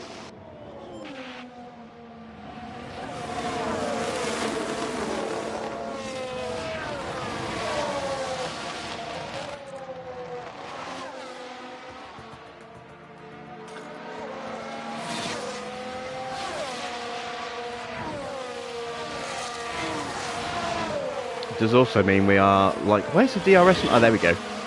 It also means we run a much higher risk of overheating our tyres as well, if there's less water on the track. So that might speed up how quickly we have to make our stops.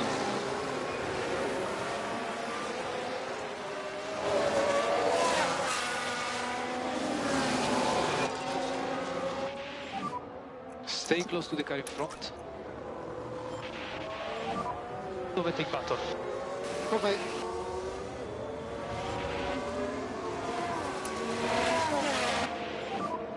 No saving required.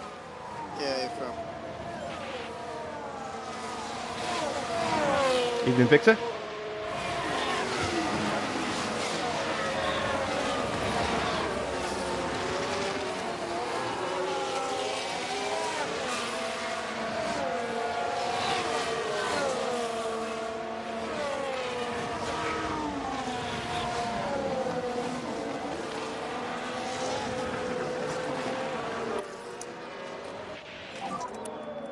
Recharge on, recharge on. Okay. So we need to back off. Yeah, copy. Yeah, take it easy. Copy. Right, come on, Yuki, stay in range here, please. He's going to drop out. Yeah. And charge on, charge on. Just don't quite have enough downforce to stay close.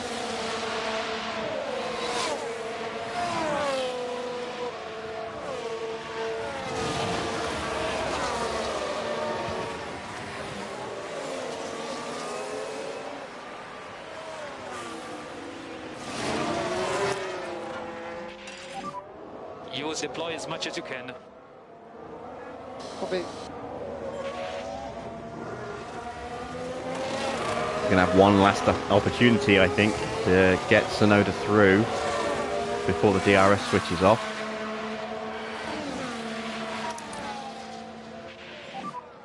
And we need charge on. Yeah, okay.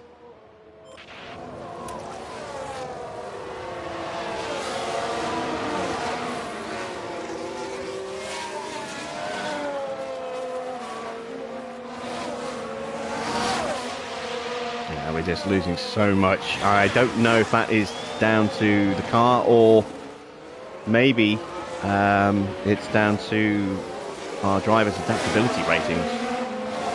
Because in conditions like this, where it's not quite where it needs to be for the tyres, that's where adaptability is vital. And that DRS is about to switch off.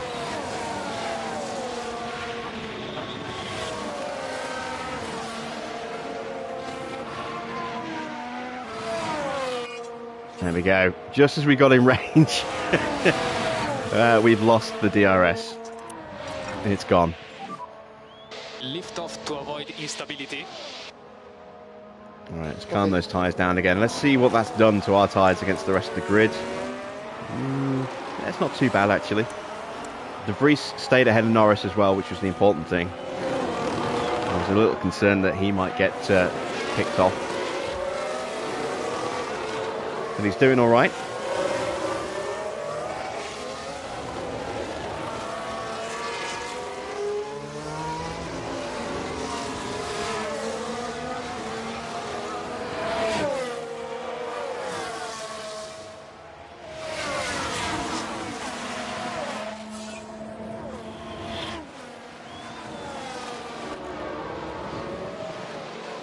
So it looks like we are going to have another period like that in about 5 minutes, where it just dips below 1 mil again.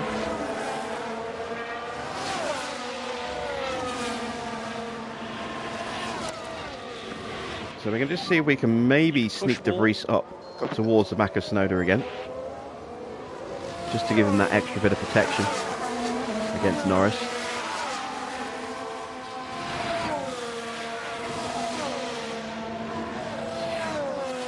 See if we can leave Norris under pressure from Ocon.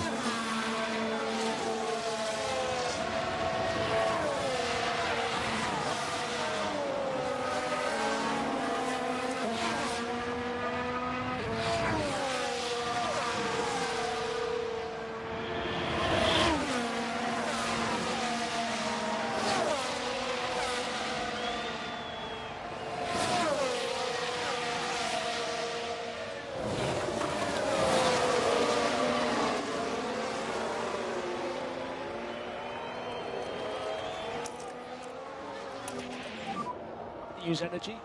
Copy that.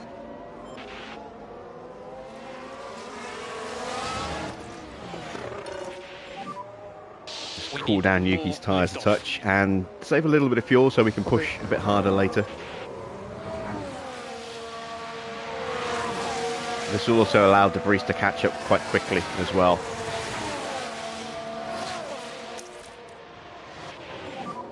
Focus on bringing the pack back up. Copy. And we've opened up a nice little gap to Norris now.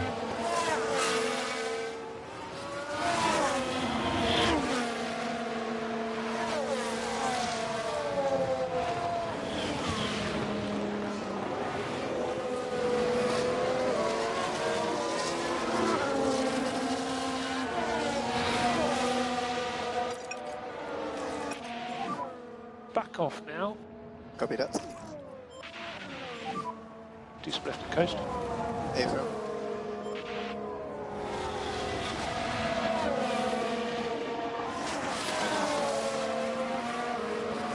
So my aim for tonight is to get one of my two drivers into 10th and at the end of the race. On target for that right now. 9th would be nice, but I will settle for 10th. It's an extra point. And points mean prizes, or at least in this case, points mean prize money.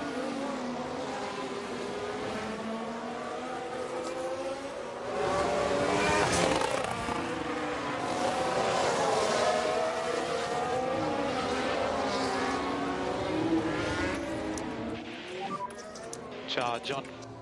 Copy. Back off. Copy that.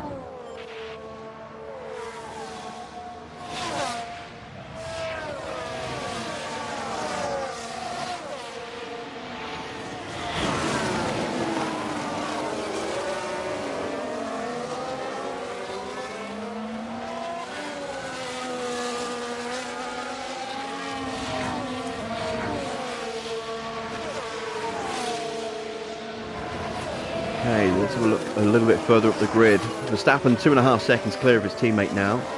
Alonso in third, just behind Perez, and has got both the Ferraris for close comfort as well. Stroll a couple of seconds back is holding back Hamilton. Russell 3 seconds off. Magnussen about 7 seconds away from them, and Tsunoda's now 4 seconds off the back of Magnussen, but in a charging cycle, so that's not surprising. Let's take a look at lap times. You can see 1 minute 40.8. It's not quick. But again, we're only 4 tenths down on Magnussen, and considering the fuel saving, harvesting, and cooling the tyres, that's not too bad.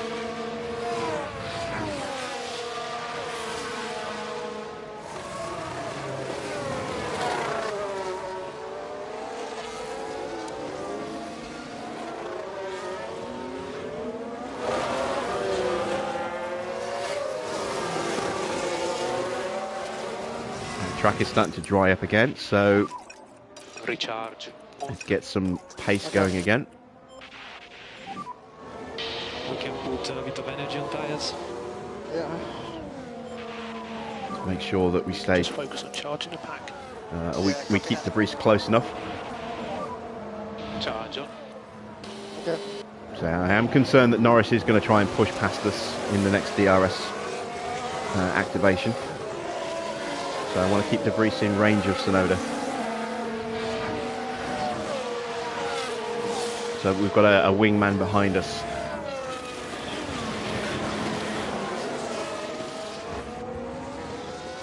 There we go, track is now dry.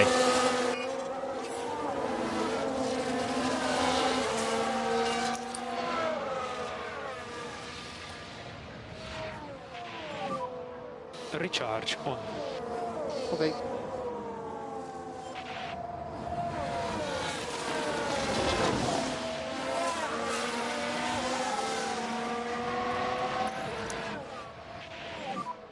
We need to focus on the energy now. Copy. Why did... Ah, there we go, there's the DRS. I was going to say, why didn't that switch on?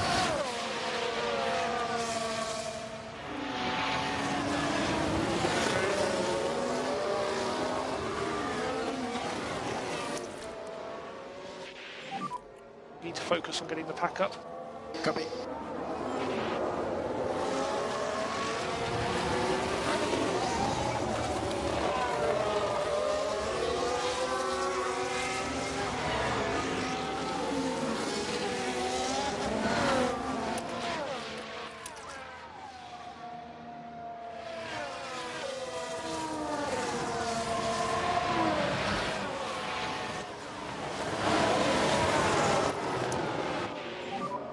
Bring the pack up. Yep, copy. And if anyone's wondering why I keep just flitting out of harvest like this, it's because certain corners you have a huge deployment of battery. So by going into harvest, you just save on some of that by not deploying anywhere near as much as you would normally. You just deploy a little bit rather than a normal amount. So that's a great way to micromanage, you know, individual corners to get your battery back up. But there are other corners where you don't want to have that drop off, because you run the risk of dropping out of the DRS of the car that you're behind if you hamper your acceleration that heavily. Or if you've got a car close behind, you run the risk of allowing them into the DRS, which again is not what you want to do.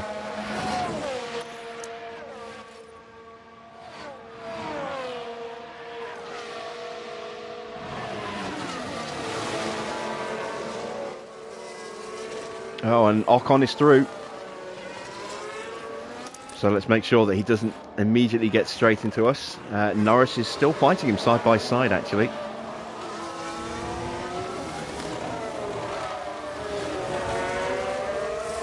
And I think we just cost ourselves... Maybe, did we cost the DRS to De Vries there? Yes, we did. And we let the cars behind get in. That's not good. So we'll back up Tsunoda slightly here. We are slowly closing that gap to Magnussen.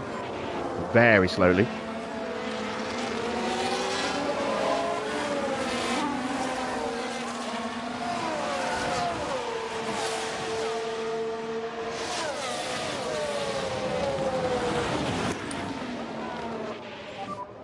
Charge on.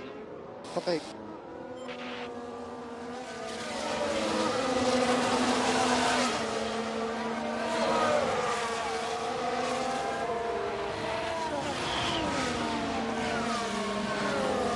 De Vries' tyre temps are climbing because he's in the dirty air of Tsunoda. The hot exhaust gases coming out the back of Tsunoda's car and certainly pushing De Vries' temperatures up.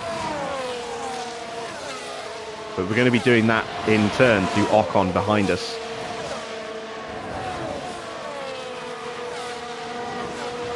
Norris is just struggling at the moment to keep up. He's on the verge of being dropped. Ocon's going to be more of a challenge because that car is definitely better than the McLaren. So keeping him back could be tricky. And this is where our fight is going to be for securing 10th place tonight, is staying ahead of Ocon.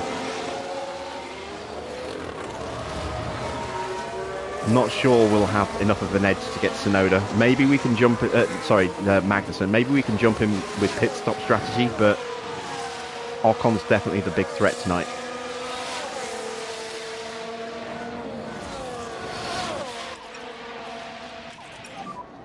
Lift off, save fuel. Copy. And De Vries' tyres now definitely overheating.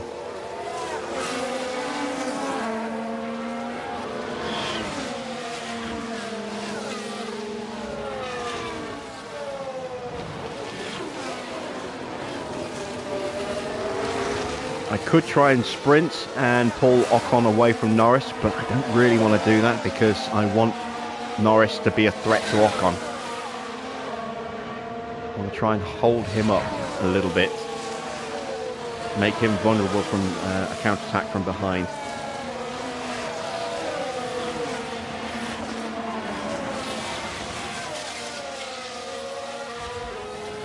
And he is going to be very threatening here.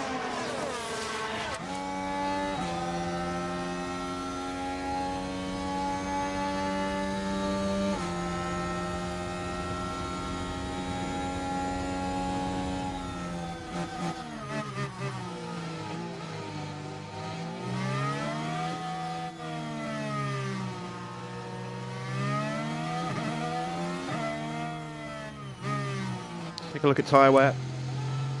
Again, slightly down on the cars we've been chasing because we've been overheating the tyres a little in places, but not too bad.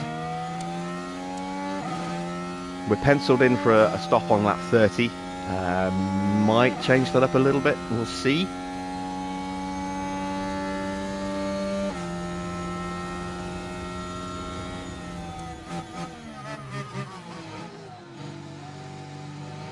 See what Magnussen does across the line. 141.0. 4 tenths down for Yuki. So yeah, I think we might struggle to catch Magnussen. So like I said, if we can hold Ocon back, that will be mission accomplished.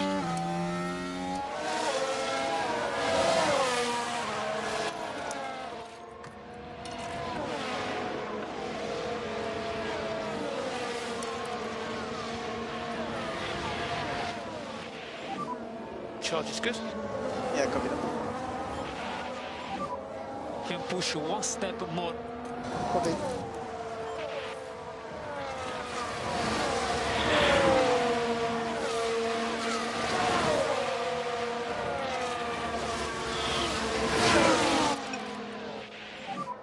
We think we can lean on the tyres more.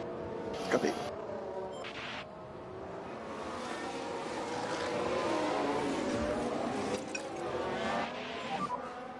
Back off, back off, back off. Copy. Recharge on, recharge on. Yeah, copy.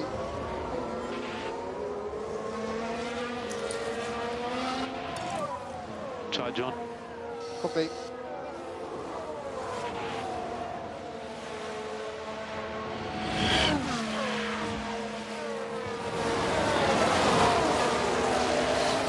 Norris is slipping away a little bit, so I don't know if he's going to be able to close that gap back up. Piastri's right behind him.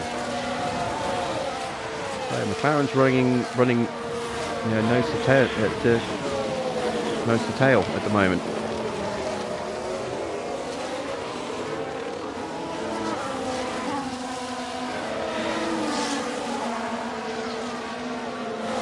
I can't help but wondering if we're causing a big traffic jam as well.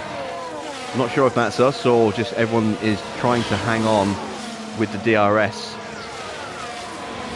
Once the track starts getting wetter again, we might see that group behind us start to fracture and splinter a little bit.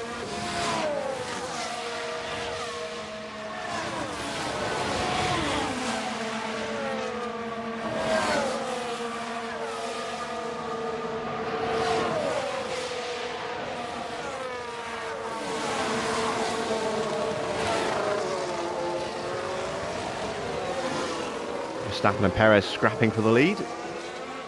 Verstappen retakes it from Perez. And I'm not taking my focus off of our defence of 11th place here. And that's a quick lap from Alonso, 137.6.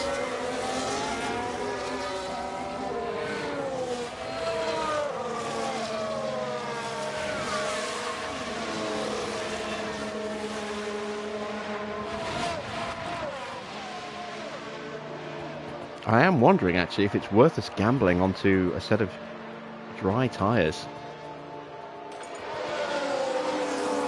I don't think it is.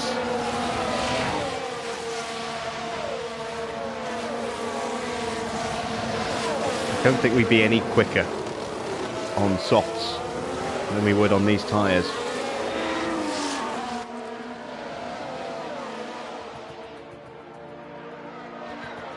We've got that dip coming up right before our pit stop.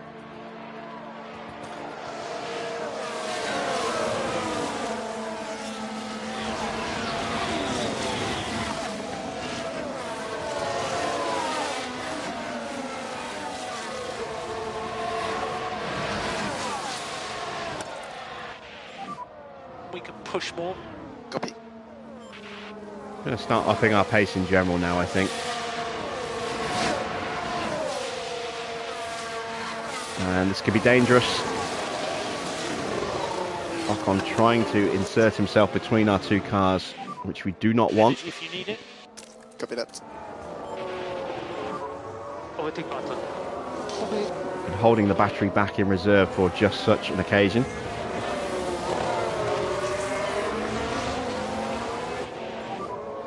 Wow. Okay, It's not over yet, Nick. Okay.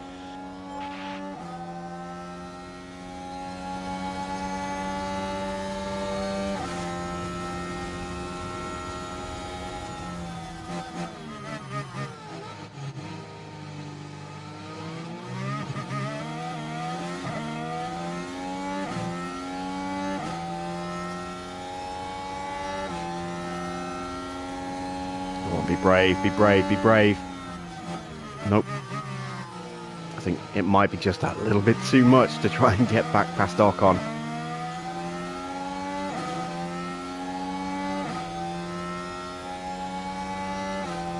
At the very least, we're closing the gap down to Magnussen and breaking away from Norris now, so...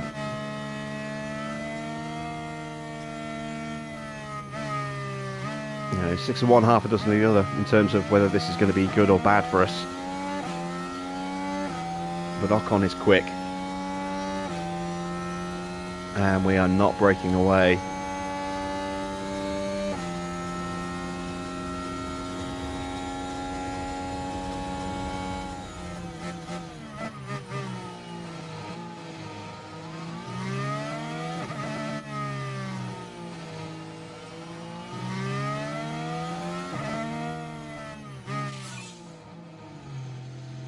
And 1:37.0 for Verstappen.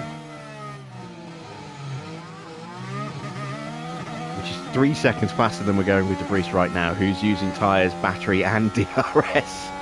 That's how slow we are.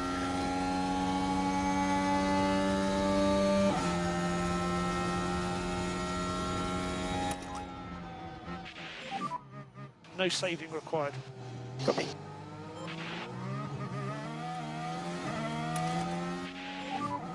No more overtake. Yeah,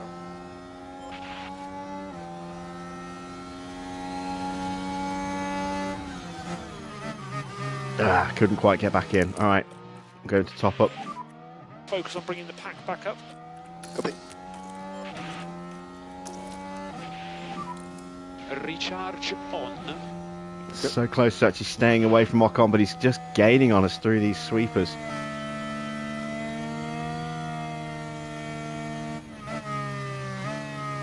Norris is caught back up as well. He's now back in DRS range.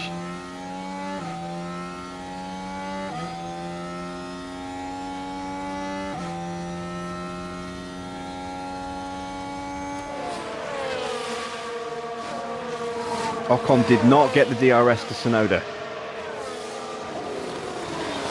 That might have been his last opportunity to pass Yuki with DRS, because it might switch off before the next one switches on. It's going to be very close. Hopefully, we can actually make the move here with Nick De Vries.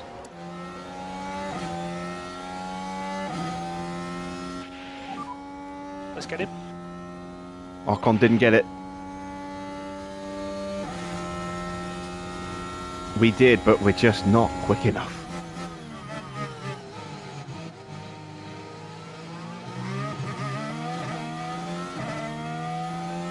And Ocon's got it here.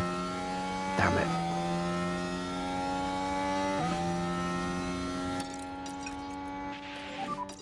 Back off in the high speed. Copy.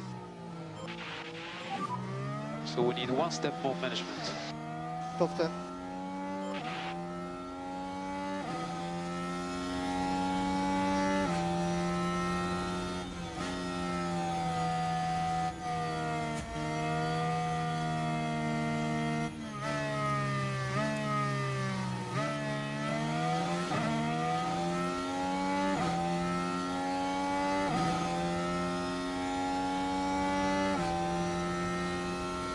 That's 1 mil. Still waiting for the official notification. DRS is still active.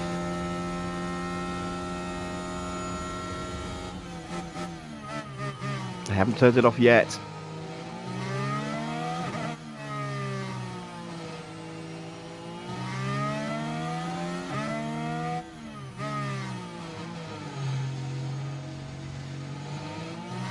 If we lose it here, this will be cruel. Right before they switch it off.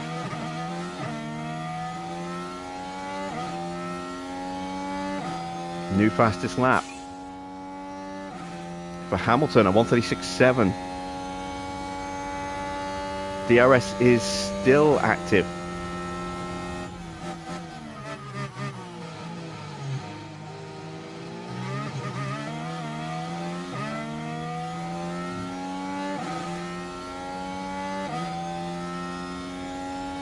Track is not quite wet enough yet to switch over to a wet track or damp track.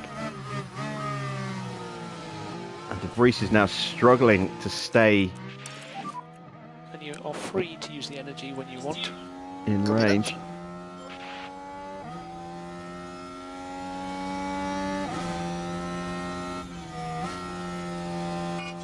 There we go. That's the end of the DRS. Whew. Man, I was getting concerned there. Look after front tyres.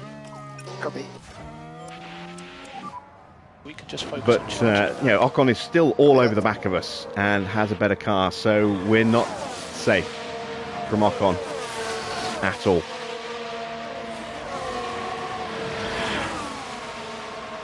He might get us here.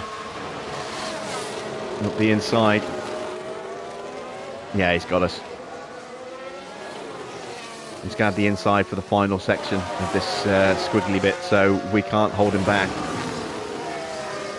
Took him 24 laps though to get past us.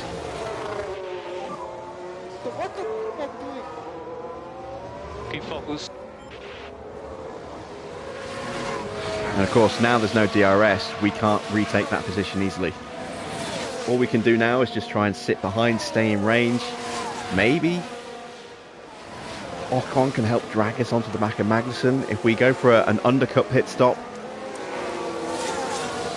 try and box before the rest of the field does, we can get fresh rubber.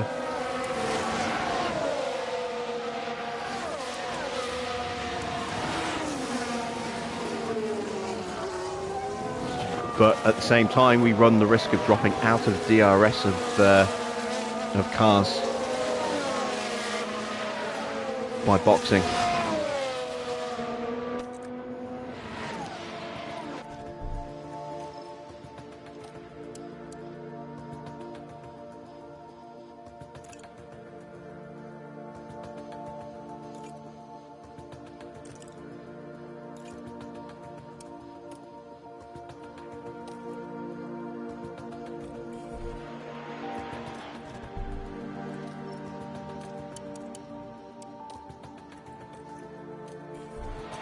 Let's go for the undercut. We'll box Tsunoda first.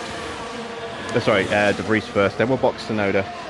Maybe we can keep our two guys close to each other for when the DRS kicks back in, and we can bring De Vries forward by staying on the back of a fast-pushing Tsunoda. Because we are going to dip back into active DRS by the look of it, not long after we make this tyre stop. Oh, and De Vries is under pressure from Norris. You can use Got to energy. fight this one. Copy. Can't afford to lose the place to Norris. I'm going to really absolutely hammer these tyres now as well, seeing as we're boxing in a few laps. We have lost the position.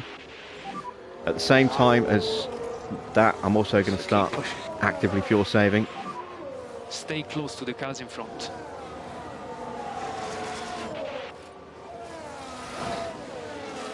We retook the position from Norris, that's good.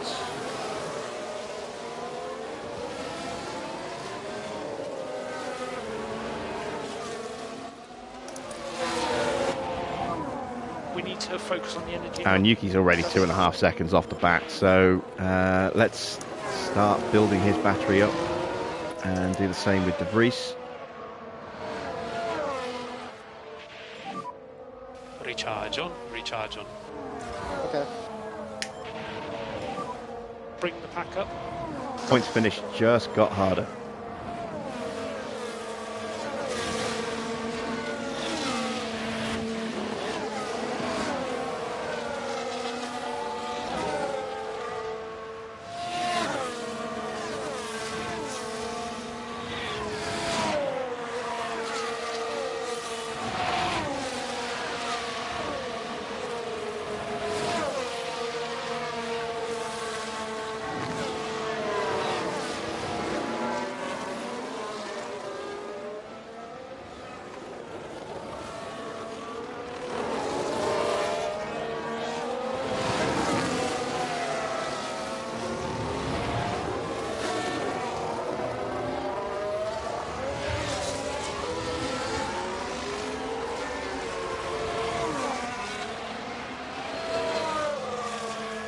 Do I think points are on? I think we've got a chance of 10th.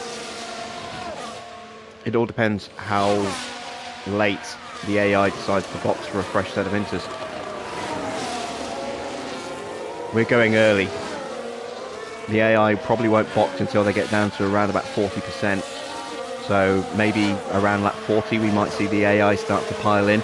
I'm hoping that we can use those 10 laps or so on fresher tyres to eat into the time gap to Ocon and Magnussen, maybe jump the pair of them, and then it's a case of can we hold them back until the flag.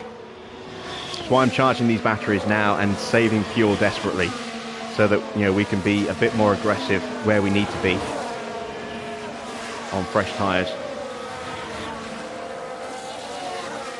or at least have something on hand for the for us to try and claw back some of that time before they box.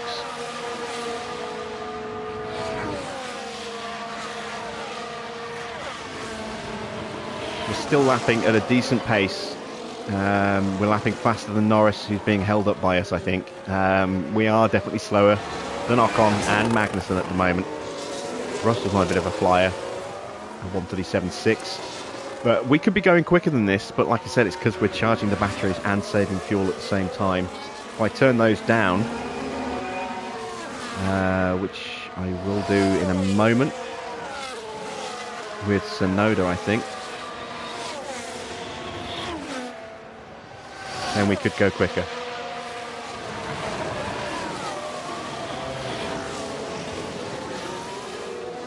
I might stretch these tyres a couple more laps as well, actually.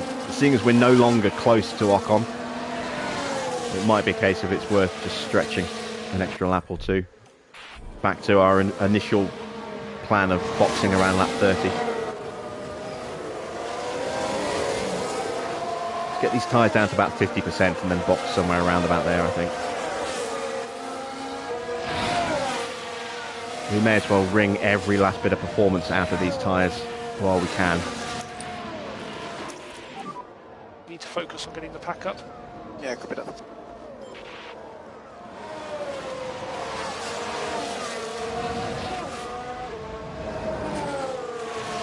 course, the longer we stay in a setting like this, the more chance we have of crashing.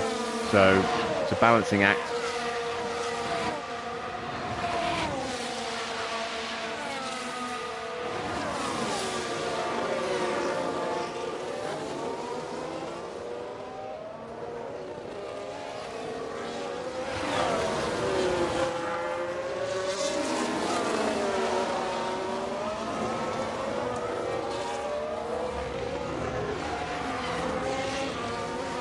Oh, Magnussen slowed down again, so he was pushing. So was Ocon.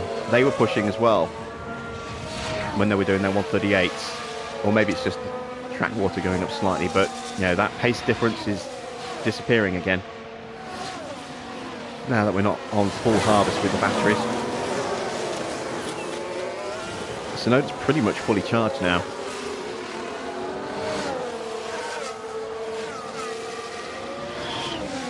And is now faster than the cars in front of him. That's good. De Vries needs a little bit more battery.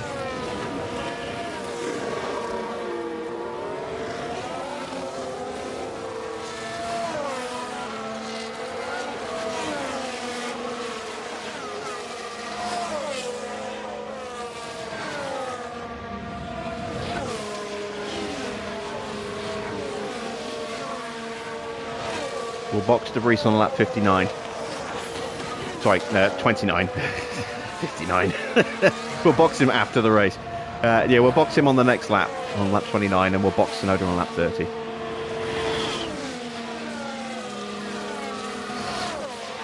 Oh, the AI's boxing now.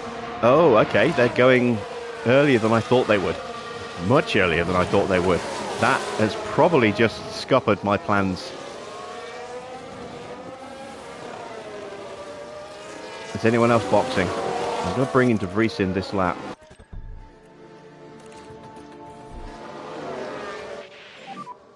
Box, box. Copy box. Box now for Newington.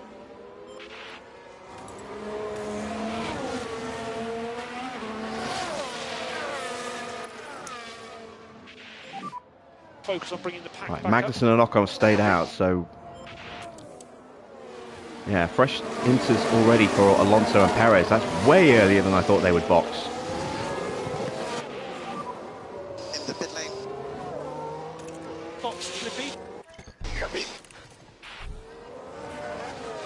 And Norris is boxing behind us, so yeah, the AI is definitely not being as conservative as I thought they would be with their tyres. I thought they would, or aggressive, as I should say, with that first set of tyres. I thought they would box later than this.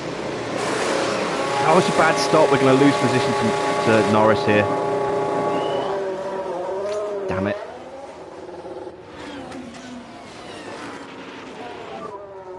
And now we've got Gasly right behind us.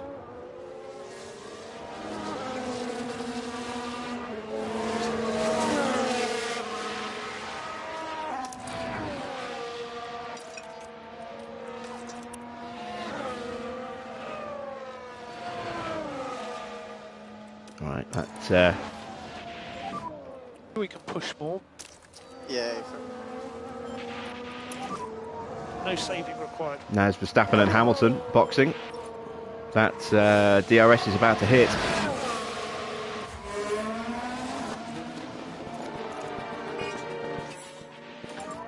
There it is. Track feedback.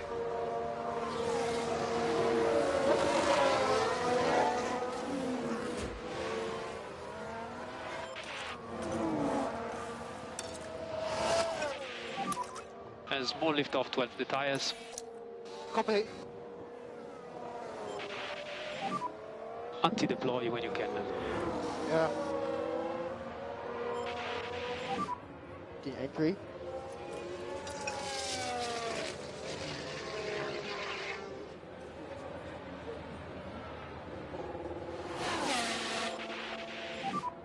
Back off. Yeah, A-firm.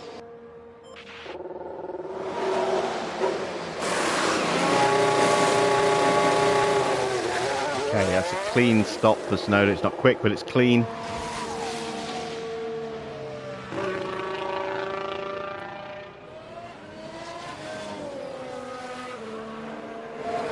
Gets us out in front of Norris.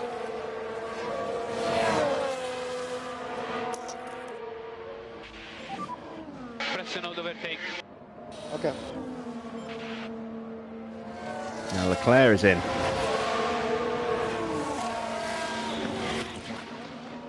Alright, can we get a nice DRS overtake here on Norris? That'll give us some extra confidence for De Vries and help boost his pace for a bit.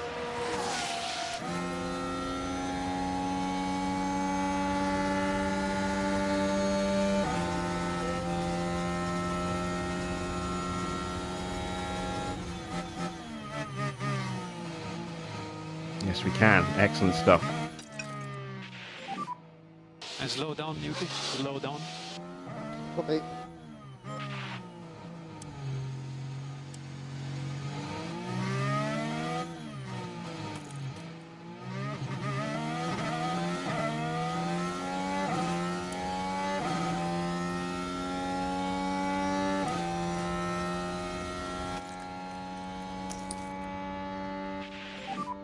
We can just focus on charging the pack. Yeah, copy. Ocon's in. No more energy. Yeah, copy that. Magnussen is still out there. We're not going to catch Ocon. He's exiting the pits now. And he's just behind Sargent. So about 4 seconds off him.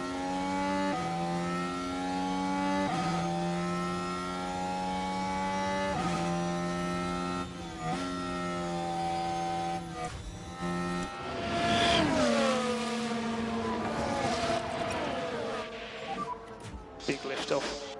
Copy.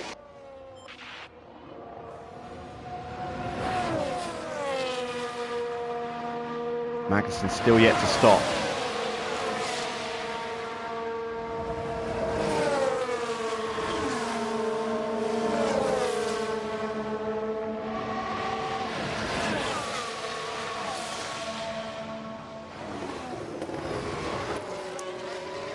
Stuck in and rebuild the battery.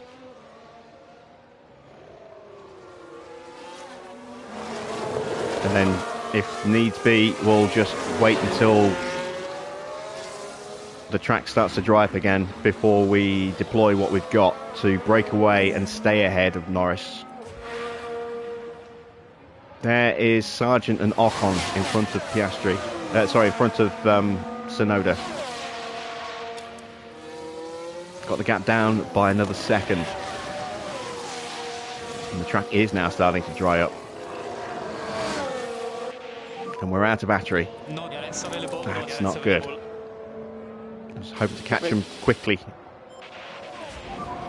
Charge on. Magnus is doing a 141.3. Tsunoda took nearly 3 seconds out of him on that lap.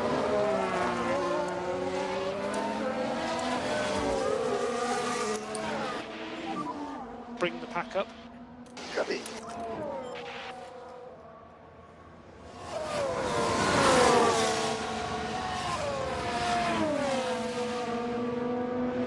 There's no guarantee as well that the AI will go for a stop. Some of them might try and one-stop it. A one-stop is viable if you don't destroy the tyres.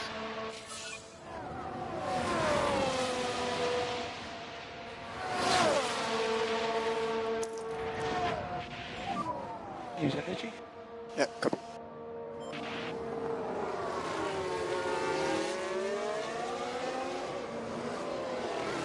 Yuki is closing. He's got the gap down to Sargent to under just about 1.5 seconds, but Ocon's gone. He's 2.5 seconds clear now.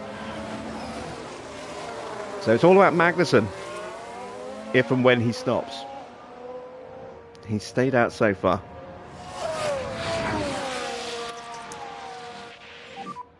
We need to focus on the energy now. Copy that. Use energy. Affirm. That track dried up quicker than I thought it would. Careful on the energy.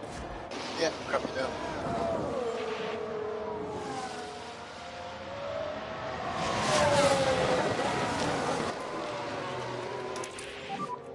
Save fuel. Alright, Yeah, copy that. we'll leave De Vries where he is for now. Slow. Right, what's Magnussen doing? He's still doing 140.1s. We were 139.2, so we took a second out of Magnussen.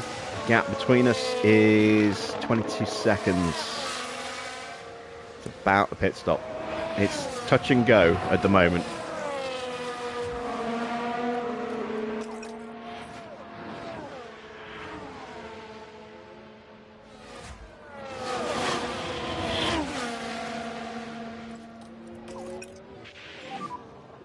We need to do lift off. Copy.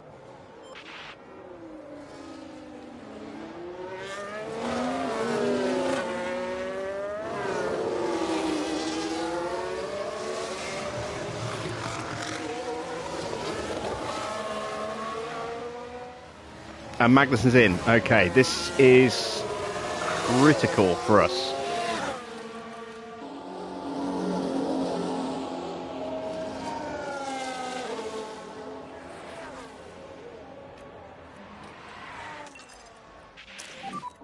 Stay close to the car in front.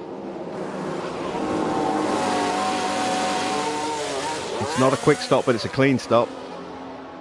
No mistakes. Here we come. Ah, he's got us. Damn it. Well, we've got a chance if we can get past Sargent straight away to maybe get on Magnussen before his tyres warm up.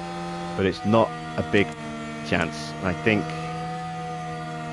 points are gone now.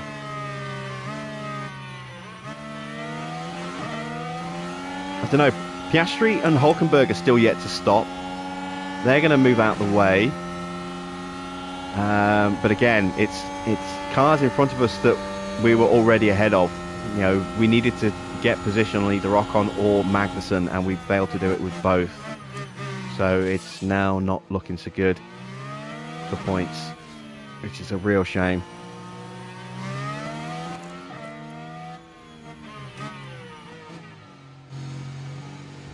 Come on, Yuki, get the move done here, please.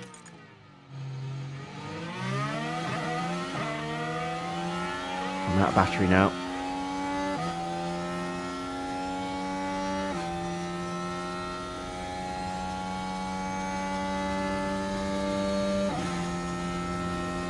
Ah. Charge on. Charge on. Copy. And that's it. I don't think we can do it Slow now. down. I don't think we can get points without some help now. Maybe a safety car or Recharge on. Recharge on. a red flag, or well, no, not a red flag. That's the last thing we want. You know, a safety car would be good because we could then maybe go for a brand new set of inters again, try and get a bit more grip over some of the cars.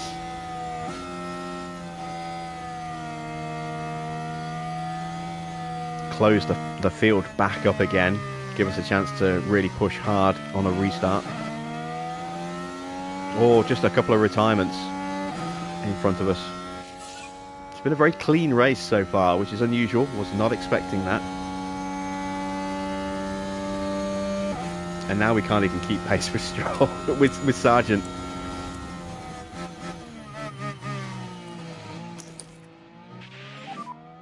And charge on. Charge on. Yeah, that's it for us. I don't think we're going to get points now. Disappointed.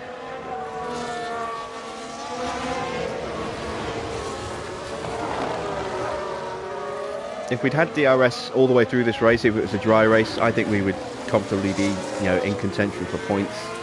We'd have been able to stay with the cars in front of us. You know, we could have been quite clever with our strategy, maybe sneak a place extra. We would have had 2 brand new sets of softs to be aggressive with tyres, but yeah, in the wet, not so much. And that is Sargent out of the way, so he was pushing because he was boxing.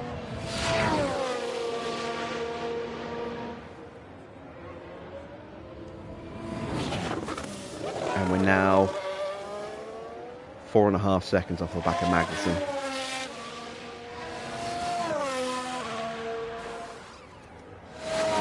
Yeah, not been kind today.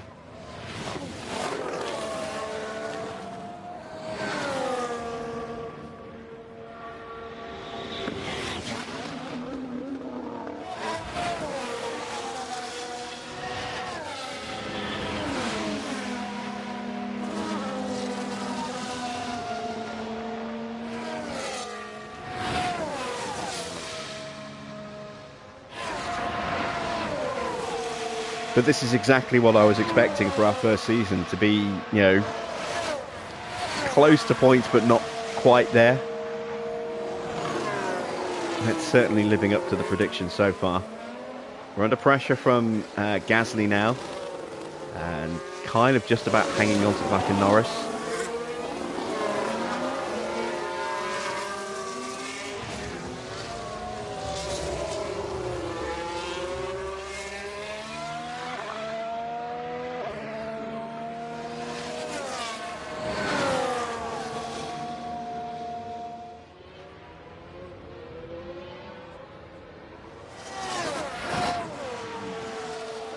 Are we even closing on Piastri? We are. Not by much, because Piastri's pushing. We gained less than 1/10 of a second. So Piastri's about to box, because he's pushing. He's burning up the last of his tyres before he does make that stop. Maybe we should have stayed out longer. I don't know. Just kept pushing those tyres harder. I thought the undercut might be the right way to go, but it hasn't worked out for us.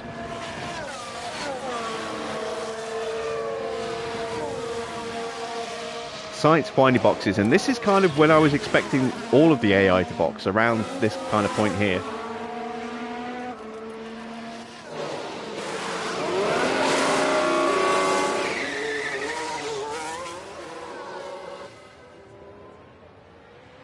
It's going to be just behind Stroll.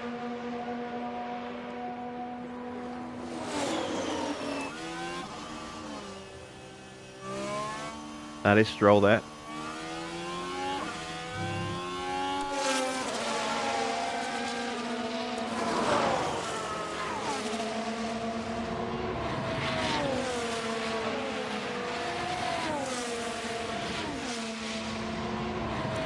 All right, we've taken a big chunk of time out of Piastri this lap.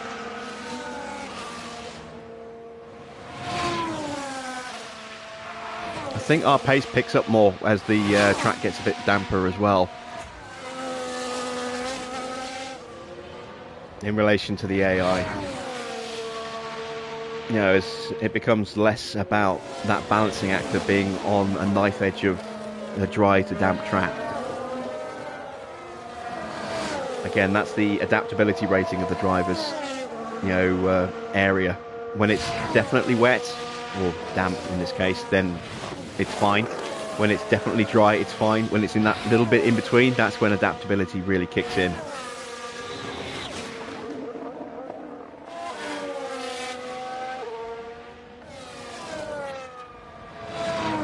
See, we are monstering onto the back of Tsunoda now, onto the back of Piastri.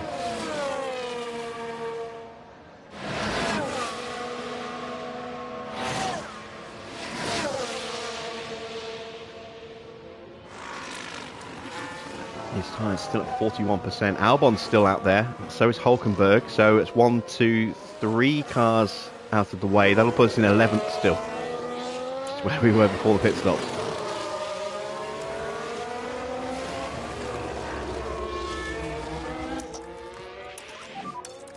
Use deploy, use deploy. Let's get this move done quickly if we can. Don't want to get held up for too long here.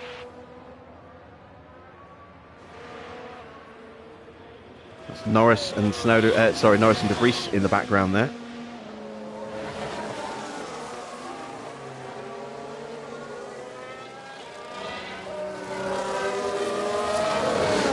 Piastri staying out. And we're going to get the move done into turn 1. Had to get that done quickly.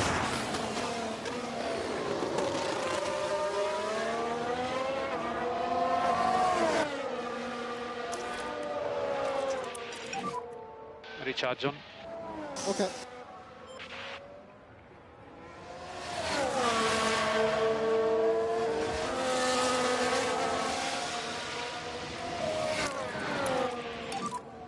And energy is... Have another crack at Norris. Yeah, aim firm.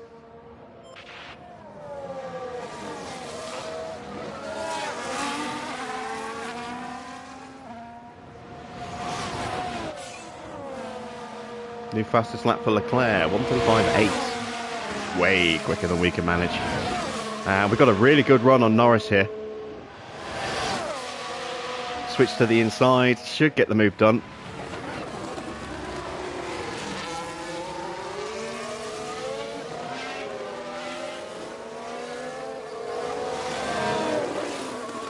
And we've got just enough battery to break away over the next couple of straights as well.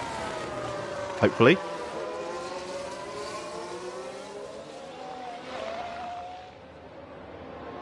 See how much battery we used on deploy out of that corner. About 30% of our remaining battery.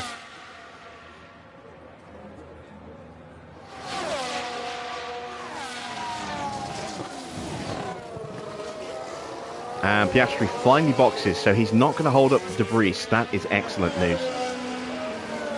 Who is now out of battery, so we'll put him into top up. We'll drop the tyres back down to standard. We've got a little gap over Norris now. It's not massive, but we'll keep pushing the fuel a bit longer.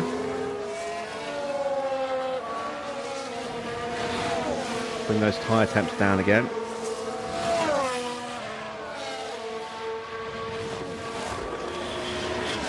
Magnussen being held up by his teammates. Let's keep an eye on this. We want Hulkenberg to really slow down Kevin here.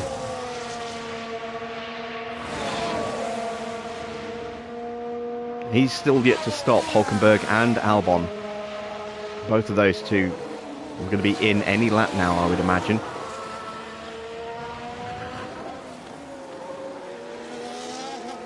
And Norris is already pushing back onto De Vries. He's within half a second again.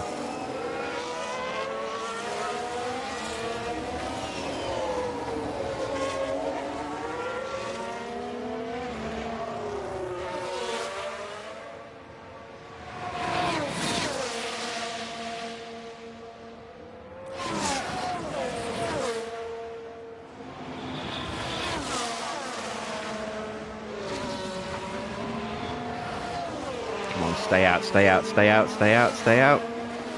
Thank you. We took half a second out of Magnussen there. There we are. In the background.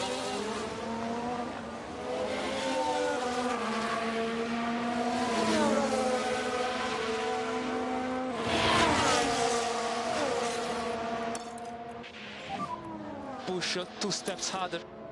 Copy.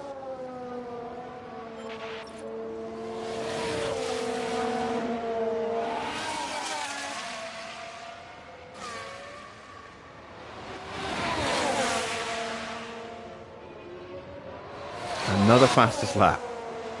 1:35.1. And this could be Magnussen making the move. No, not yet. Excellent, he's still stuck behind and we've taken another half a second out of them.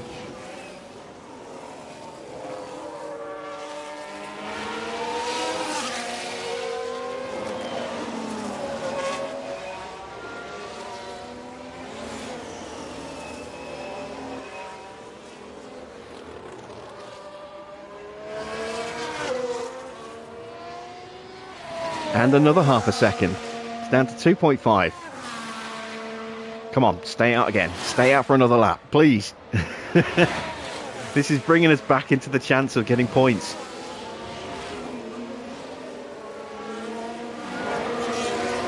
He's staying out. Excellent stuff. And we are within nearly 2 seconds now.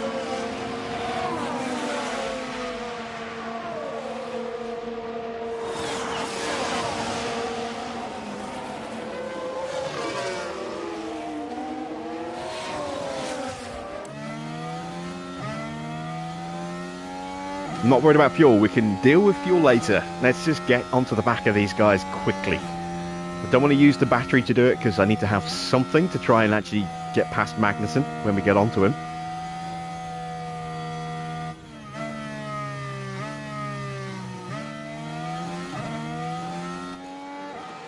We are having another little dip in the track water level coming up in a few laps' time. So I need to try and get into that DRS before that happens.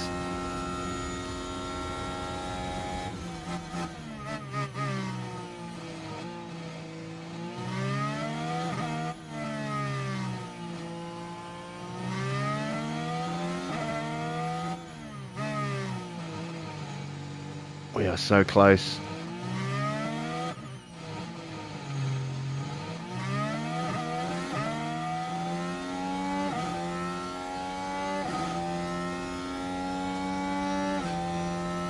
Again, Magnussen's going to be frustrated into this next turn.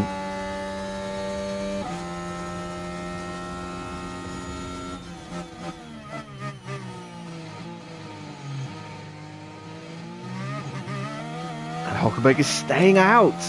His tyres are at 37%.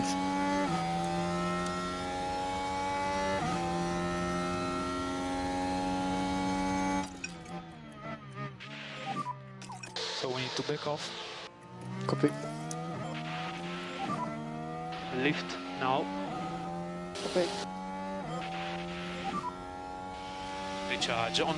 Recharge on. Copy. Save fuel. Yeah, copy that.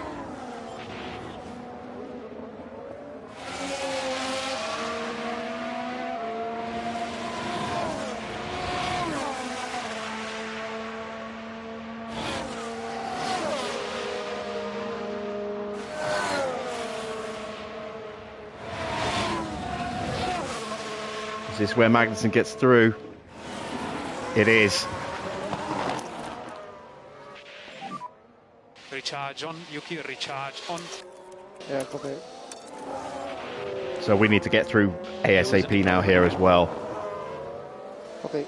Cannot let Magnussen scamper away from us.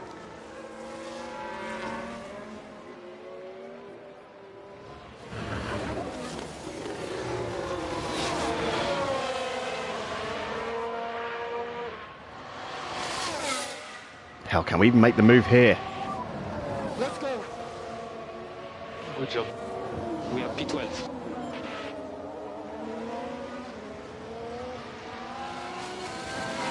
Hülkenberg is staying out.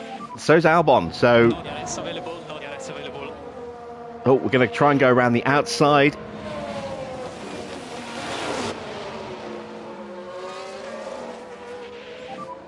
Stay close to the cars in front. Giving you everything you got.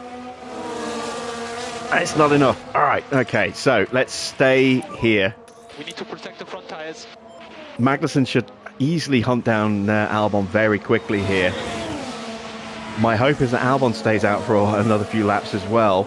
Give us the chance to get the battery rebuilt, ready for when that water level drops again. I've got to be very careful that I don't drop out of range here. We go charge on. Copy. We are back in business. We are back in with a chance of points. If Albon stays out, we'll catch and pass him easy. If he pits, he's out of the way, and then we're in a straight fight for 10th with Magnussen. If he stays out a little bit longer, there's a chance that he will hold up Magnussen again, give us that chance to maybe jump Magnussen before Albon, and then hopefully Albon would then hold up Magnussen while we try and break away a little bit. Put us in the ascendancy. That would be amazing if that happens.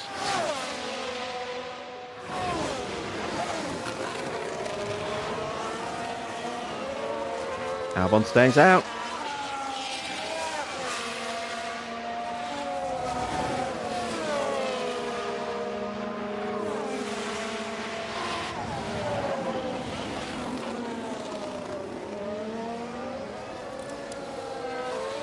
Tyres are taking a hit because we pushed them. But they're not too far off Magnussen's. It's not a massive difference.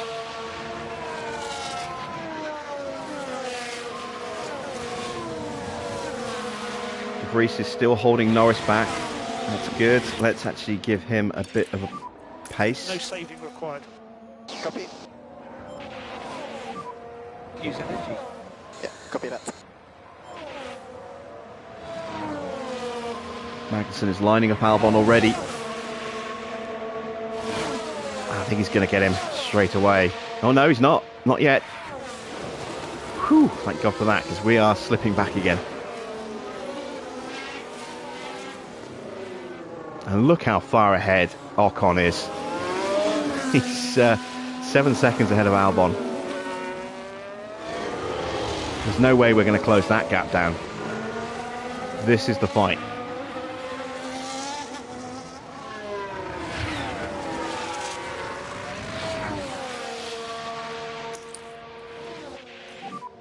Need to focus on getting the pack up. Yes.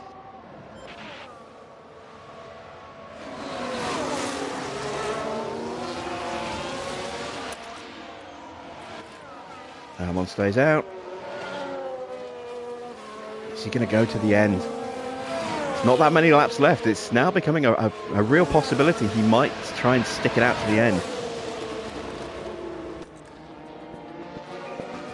We're looks like we're due for that little dip in, it's now about 5 minutes.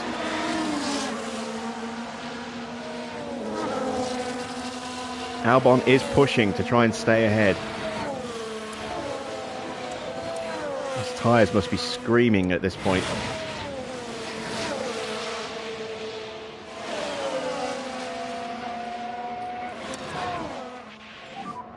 Let's push now. The tires is And we good. have no choice. We have to keep pushing our tyres just to stay in range.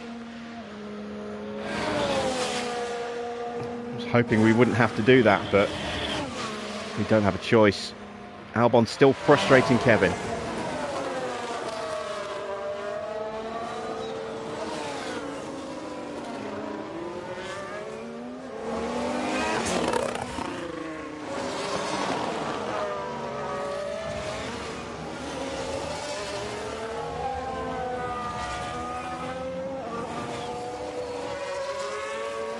Water levels dropping. That DRS activation is coming. And this is Magnussen getting through. We've got De Vries all over the back of Hulkenberg.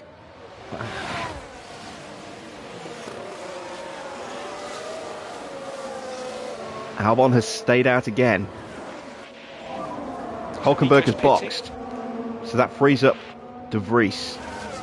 We've opened up a nice little gap over Norris now. Let's calm those tyres down. Oh no! Let's take a closer Yuki! look. This one is involving Yuki Tsunoda. And that's, no, that's not quite what they would have wanted. And there goes the points. Copy that. Sorry, mate. Keep pushing. Right then, we can take a look now. Along the straight here. And the car just locks. What caused that, I wonder? Well, I hope that was entertaining for you, Crofty. Back off, back off, back off. Because it's pissed me off. It's ruined our chance of getting points. That's taken a big chunk of tyre life out of Tsunoda. Yeah, now we need a retirement. We need more lift-off. Copy. Now we absolutely need a retirement if we're going to gain a One place. step more management. Okay. Left and coast. It was a fun chance while it lasted. That was not to be.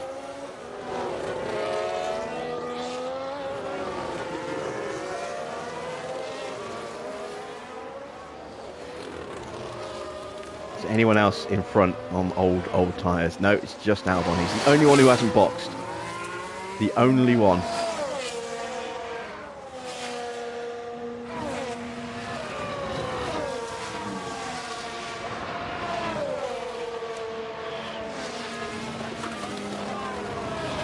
And we will catch. Oh, there he goes. He's in the box now. So we'll catch him and pass him one way or another. But yeah, we're not going to catch Magnussen now.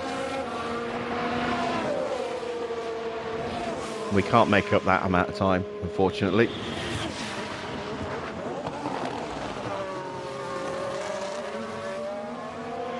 But we can at least protect De Vries from Norris behind if Norris starts to push. So I think we're settling for 11th and 12th tonight. Like I said, unless we get a retirement in front, we ain't getting any points tonight. How is the track? Yeah, it's right.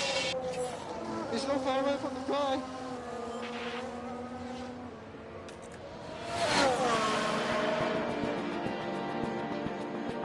If we were going to have an extended period where it be in this kind of dry-ish, then I would probably gamble for slick tyres at this point, but it's back to damp already. That was it. That was our little bit of DRS.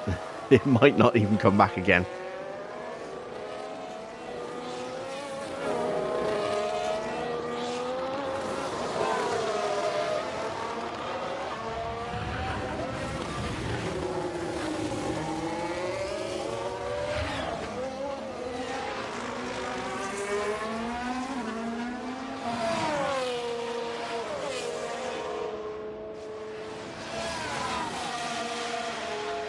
So just got to start praying now for K-Mag to do something K-Mag-like.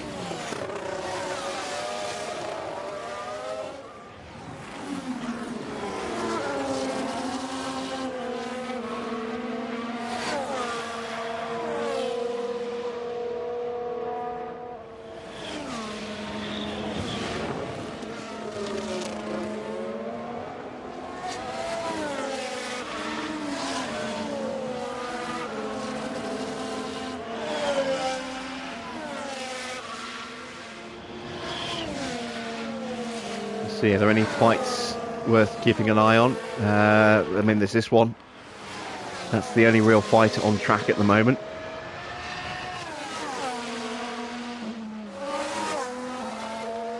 Alonso's got himself up into second. Good on Alonso.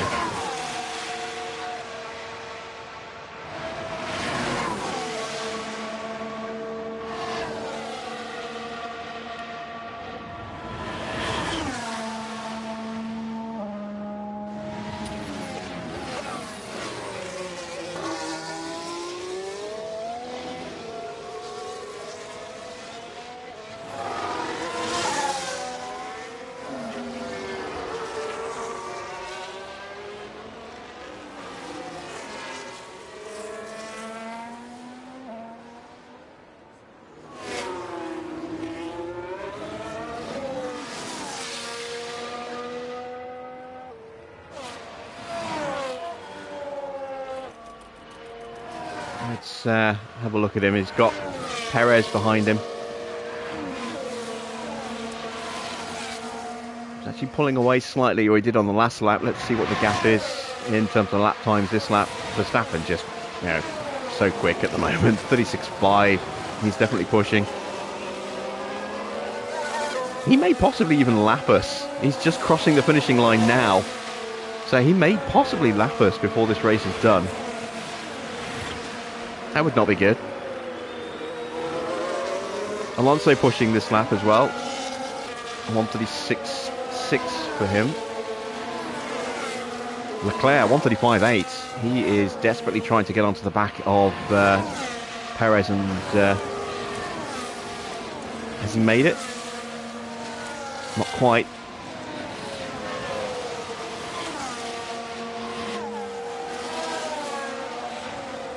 That's Sargent in front of him. I think, no, that's Albon. He's already lapped Sargent.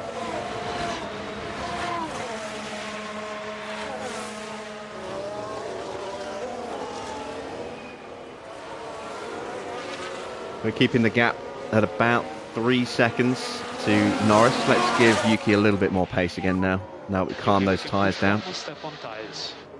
Yeah, okay.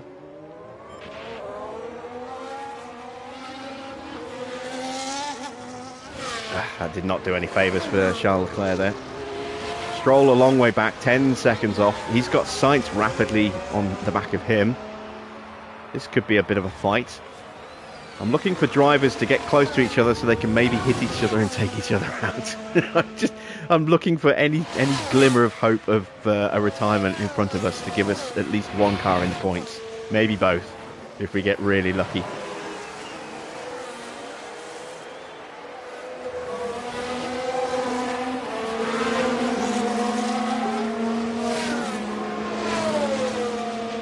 So come on, Carlos. Put Sainz and put Stroll under pressure. Have the two of you collide.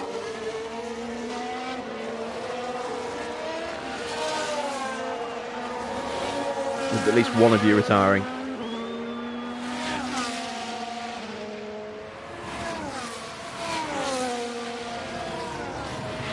Not much joy for Mercedes today. Hamilton a long way off in 7th. Russell 7.5 seconds back on his teammate. But they are comfortably ahead of Ocon, who lost a lot of time early in the race. But once he got past us after lap 24, that was it. You know, never in doubt.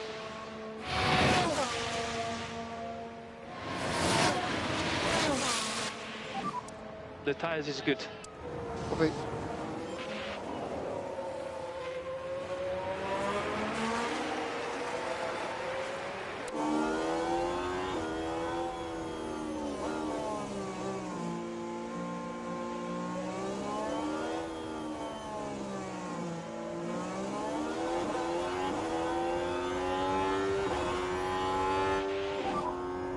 Six laps to go.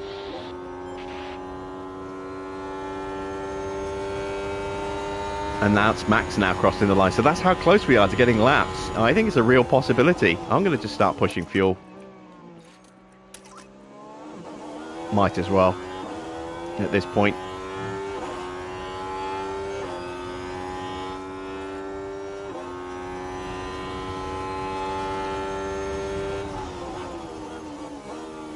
Sainz is definitely getting closer to Stroll. Perez has caught the back of Alonso as well, but I think it's unlikely that those two will crash. This is more likely of the two, fights to bring out some kind of incident.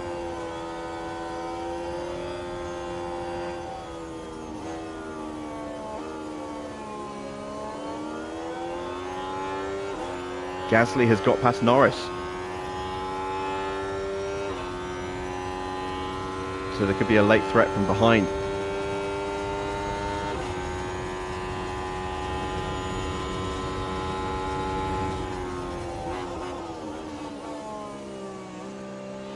And the pair of them are about to be lapped by Max.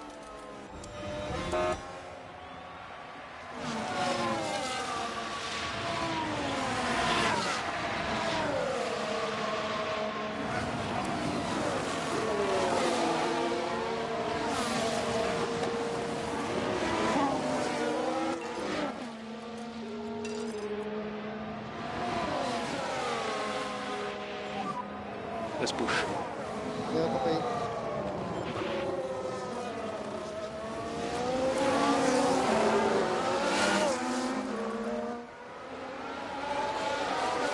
We've got a back marker in the way as well. Come on. Big mistake here into turn one.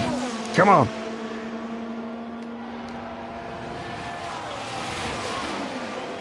No, that's not going to do it. It's desperation now. Just please, somebody kill yourself in the race. Well, not literally, but you know what I mean. Just destroy your car. Something, please. Throw me a bone here.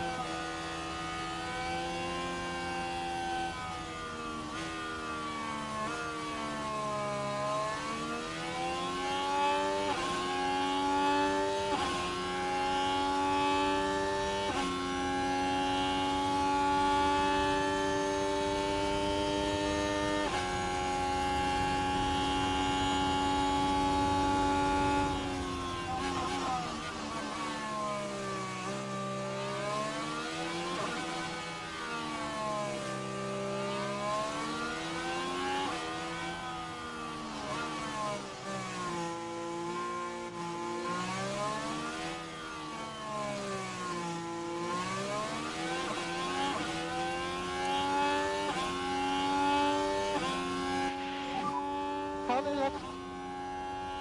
4 laps to go. We are taking time out of Magnussen, but I don't think we're taking time out fast enough.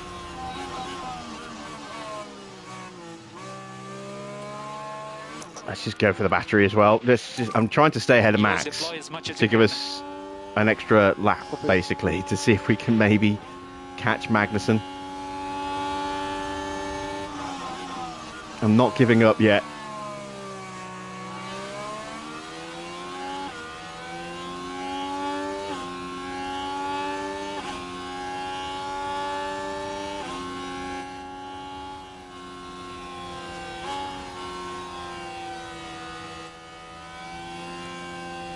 Of course, pushing the tyres like this means we may have another big lockup.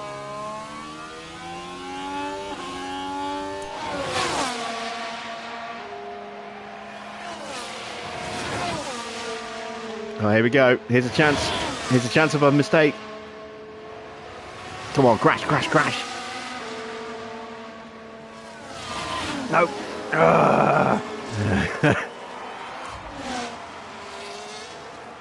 We're only 3 seconds off Magnussen. Can we do this? I'm going to run out of battery very, very quickly now, but...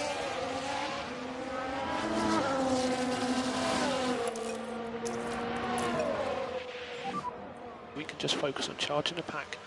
Copy. 2.5 seconds with 3 laps to go.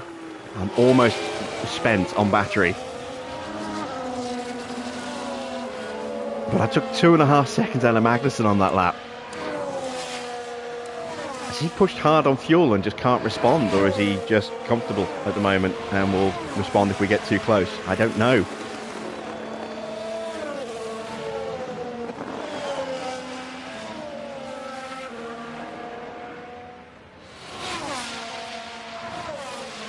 Two and a half laps to find out.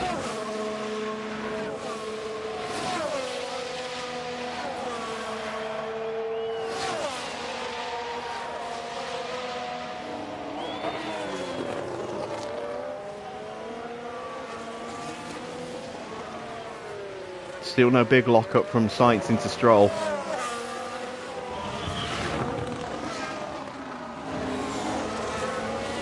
Perez has got past Alonso, so he retakes second place.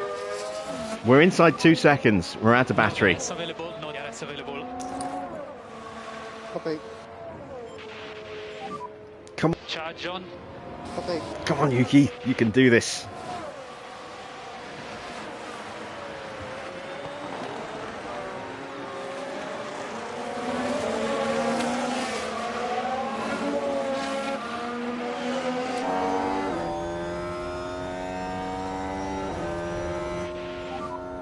Okay, Yuki, 2 laps to go.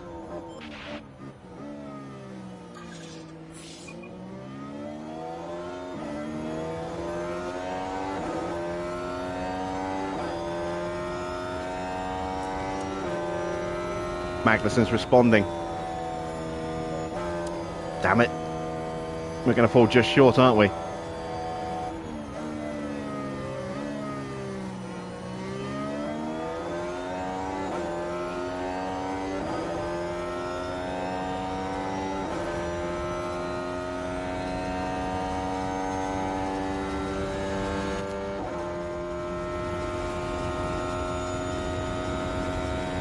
Oh, if we hadn't had that lockup. That cost us 4 seconds. We would already be in range and able to actually attack.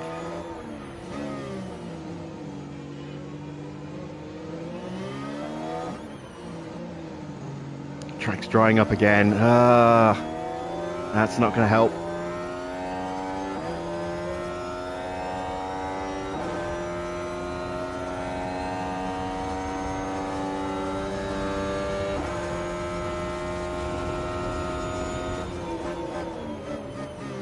Come on, Sainz, the last corner lockup. I believe in you.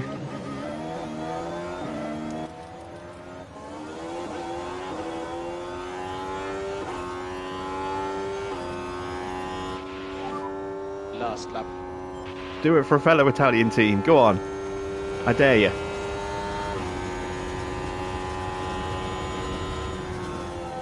Max Verstappen over the finish line and today's winner. And we're not able to catch Magnussen. He is responding as much as we are.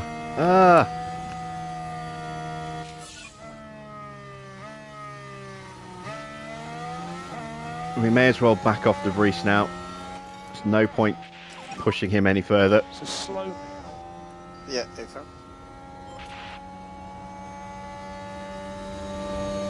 And we're losing time because the track's dried up. How is the track? Yeah, it's dry. I get dry, yeah. Lift off. Save fuel. Copy. Overtake button. Copy. If we'd been able to get close enough, we could have had DRS on this final straight. That just makes it worse.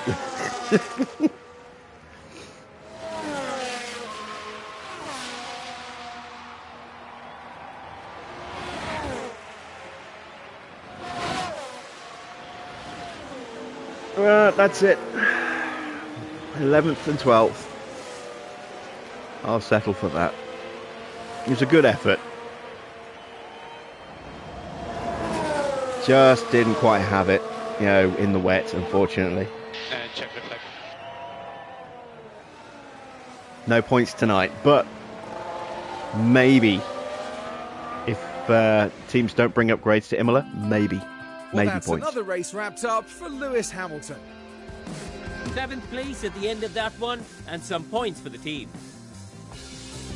Well, Max Verstappen can add yet another podium to his already impressive record. 4 superb wins to their name now this year, and it's been a pleasure watching them drive.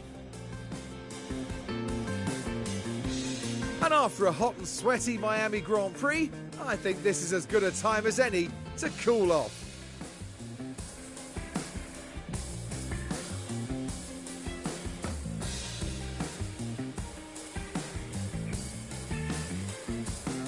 Sounds like Crofty enjoyed that a Down bit there too in much. the AlphaTauri garage, Karun, what would they be making of that race, do you think? It's been a good weekend for the team. We've seen real promise from both drivers, and hopefully the strong form will continue. And with that, our weekend in Miami now draws to a close. Now the teams will be looking ahead to Imola, where the season progresses with the Emilia-Romagna Grand Prix. Get ready for some fierce competition. So, confirmation then of the final result. It's a win for Max Verstappen. Perez in second place. Alonso gets above the Ferraris to take another podium for him. Leclerc in fourth, Stroll in fifth. Sainz, disappointing race, dropping 3 places down to 6th. Then it's Hamilton and Russell. Ocon gaining 5 places to get 9th. And Magnussen hanging on to get that final point position. At the bottom half of the table, you'll find us in 11th and 12th. Just didn't quite have enough grip in the wet, unfortunately. Gasly gains 3 places to finish in 13th. Norris dropping a couple of places. Then Albon, Hulkenberg, Sargent, Piastri, bad race for him, dropping 5 places.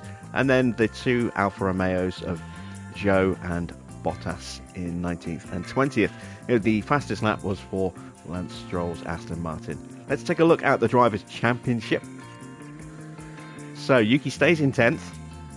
Max, with that win, gets his 4th win out of 5 races and is now sitting 31 points clear of his teammate. Alonso, with his 3rd place finish, has him 12 points off of Perez and 8 points clear of Charles Leclerc in 4th. Stroll jumps up to 5th ahead of Sainz. A point between those two. That's pretty close. Hamilton stretches his gap a little bit over George Russell. They're now 9 points apart. No points for Gasly, so it's not too bad for him. Tsunoda stays ahead of Ocon, just not enough points for Ocon to take 10th place from us in the championship yet. Point for Magnussen moves him clear of De Vries, and still no change for the rest of the drivers. In the Constructors' Championship, Red Bull with 43 points are now on 215. They are already 88 points clear of Aston Martin, who stretched their gap slightly over Ferrari. They are 9 points clear. Mercedes in 4th gain another 10 points. Alpine gain 2. We gain no points, unfortunately, but we stay in 6th place. Haas get a point. McLaren jump above of Williams on position, so that means that it's still Alfa Romeo in dead last. And in terms of pit stops, we didn't get any on the top 10 by the look of it. That's a bit of a shame. So we slipped 2 places in the rankings. Mercedes and Alpine jump us. It's still quite close. No points for Williams means we stay ahead of them. Aston Martin do get some points, but they're not close enough yet. They're still 9 points back. McLaren gain a few points to get above of Alfa Romeo. We had a slow stop for De Vries, 4.4 seconds. 2.785. Very close to Gasly's stop, but just that fraction slower. So no points there for us. In terms of the race, without DRS, it's hard for us to make overtakes. We got 4 successful overtakes, 6 failed, 8 successful defences and 3 failed. Not a bad afternoon for De Vries.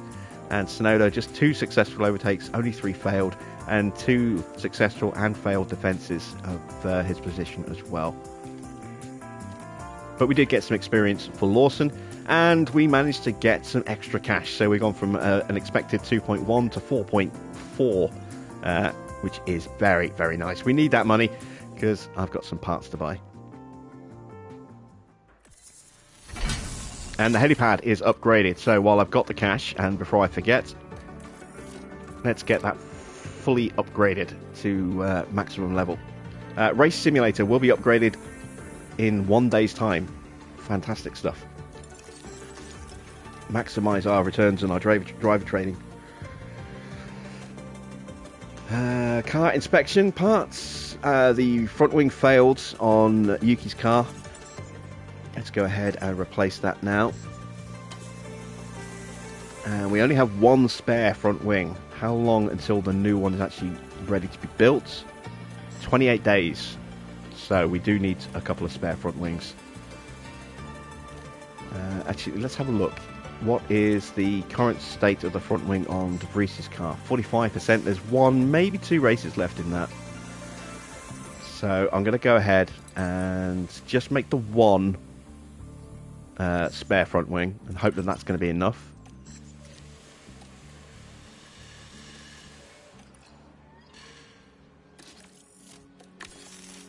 There we go. We'll have that in time for Imola.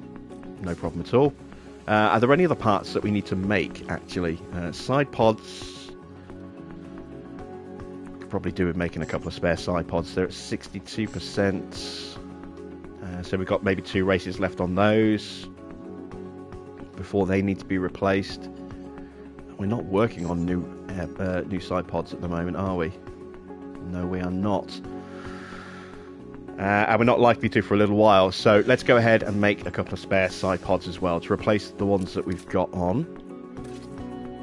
when they break. There we go. We'll have 1 spare for Imola, which we hopefully won't need, and then the other one will be ready for Barcelona.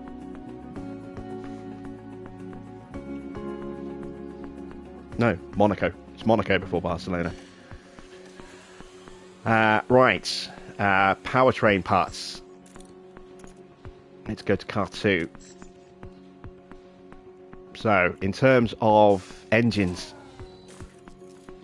we need another engine, but we can't afford that yet. We do need another ERS that we can afford. So, we will go ahead and buy the second, or the first, extra ERS unit for Yuki, and that's pretty much all the cash we've got left. But we have now got that in stock, and obviously there will be a penalty when we do actually use that. Right. 11 days to go until Imola, and we're going to call it a night here. That's all for tonight. We were very close to getting points in back-to-back races, but we just, as I say, couldn't quite overcome our car in the wet. Let's see, do we have weather for Imola yet? No, not for another few days. So 17% chance of rain. That means it's probably going to be dry, which will be better for us. And yeah, hopefully we'll still have an opportunity for some points tomorrow as well. Well, next week when we come back with Imola. I will be streaming Alien Isolation on Sunday, aiming to start around about midday, but it all depends on whether I get up in time. I will make sure I set an alarm and try and be ready. And that will be our Halloween stream, even though it's going to be a few days before Halloween, because I want to probably do some RoboCop at some point next week.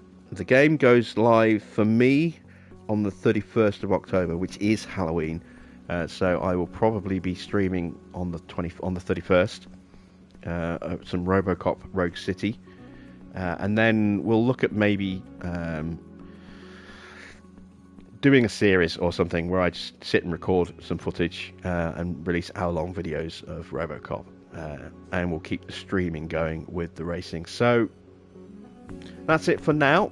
I'll see you hopefully on Sunday for Alien Isolation. We're going to try and do a complete playthrough, and hopefully I'll get my Platinum Trophy at the end of it. Until then, if I don't see you, I'll see you back on Monday for some more F1 Manager. Thanks for watching. I am Jim Bob, and I'll see you all again very soon.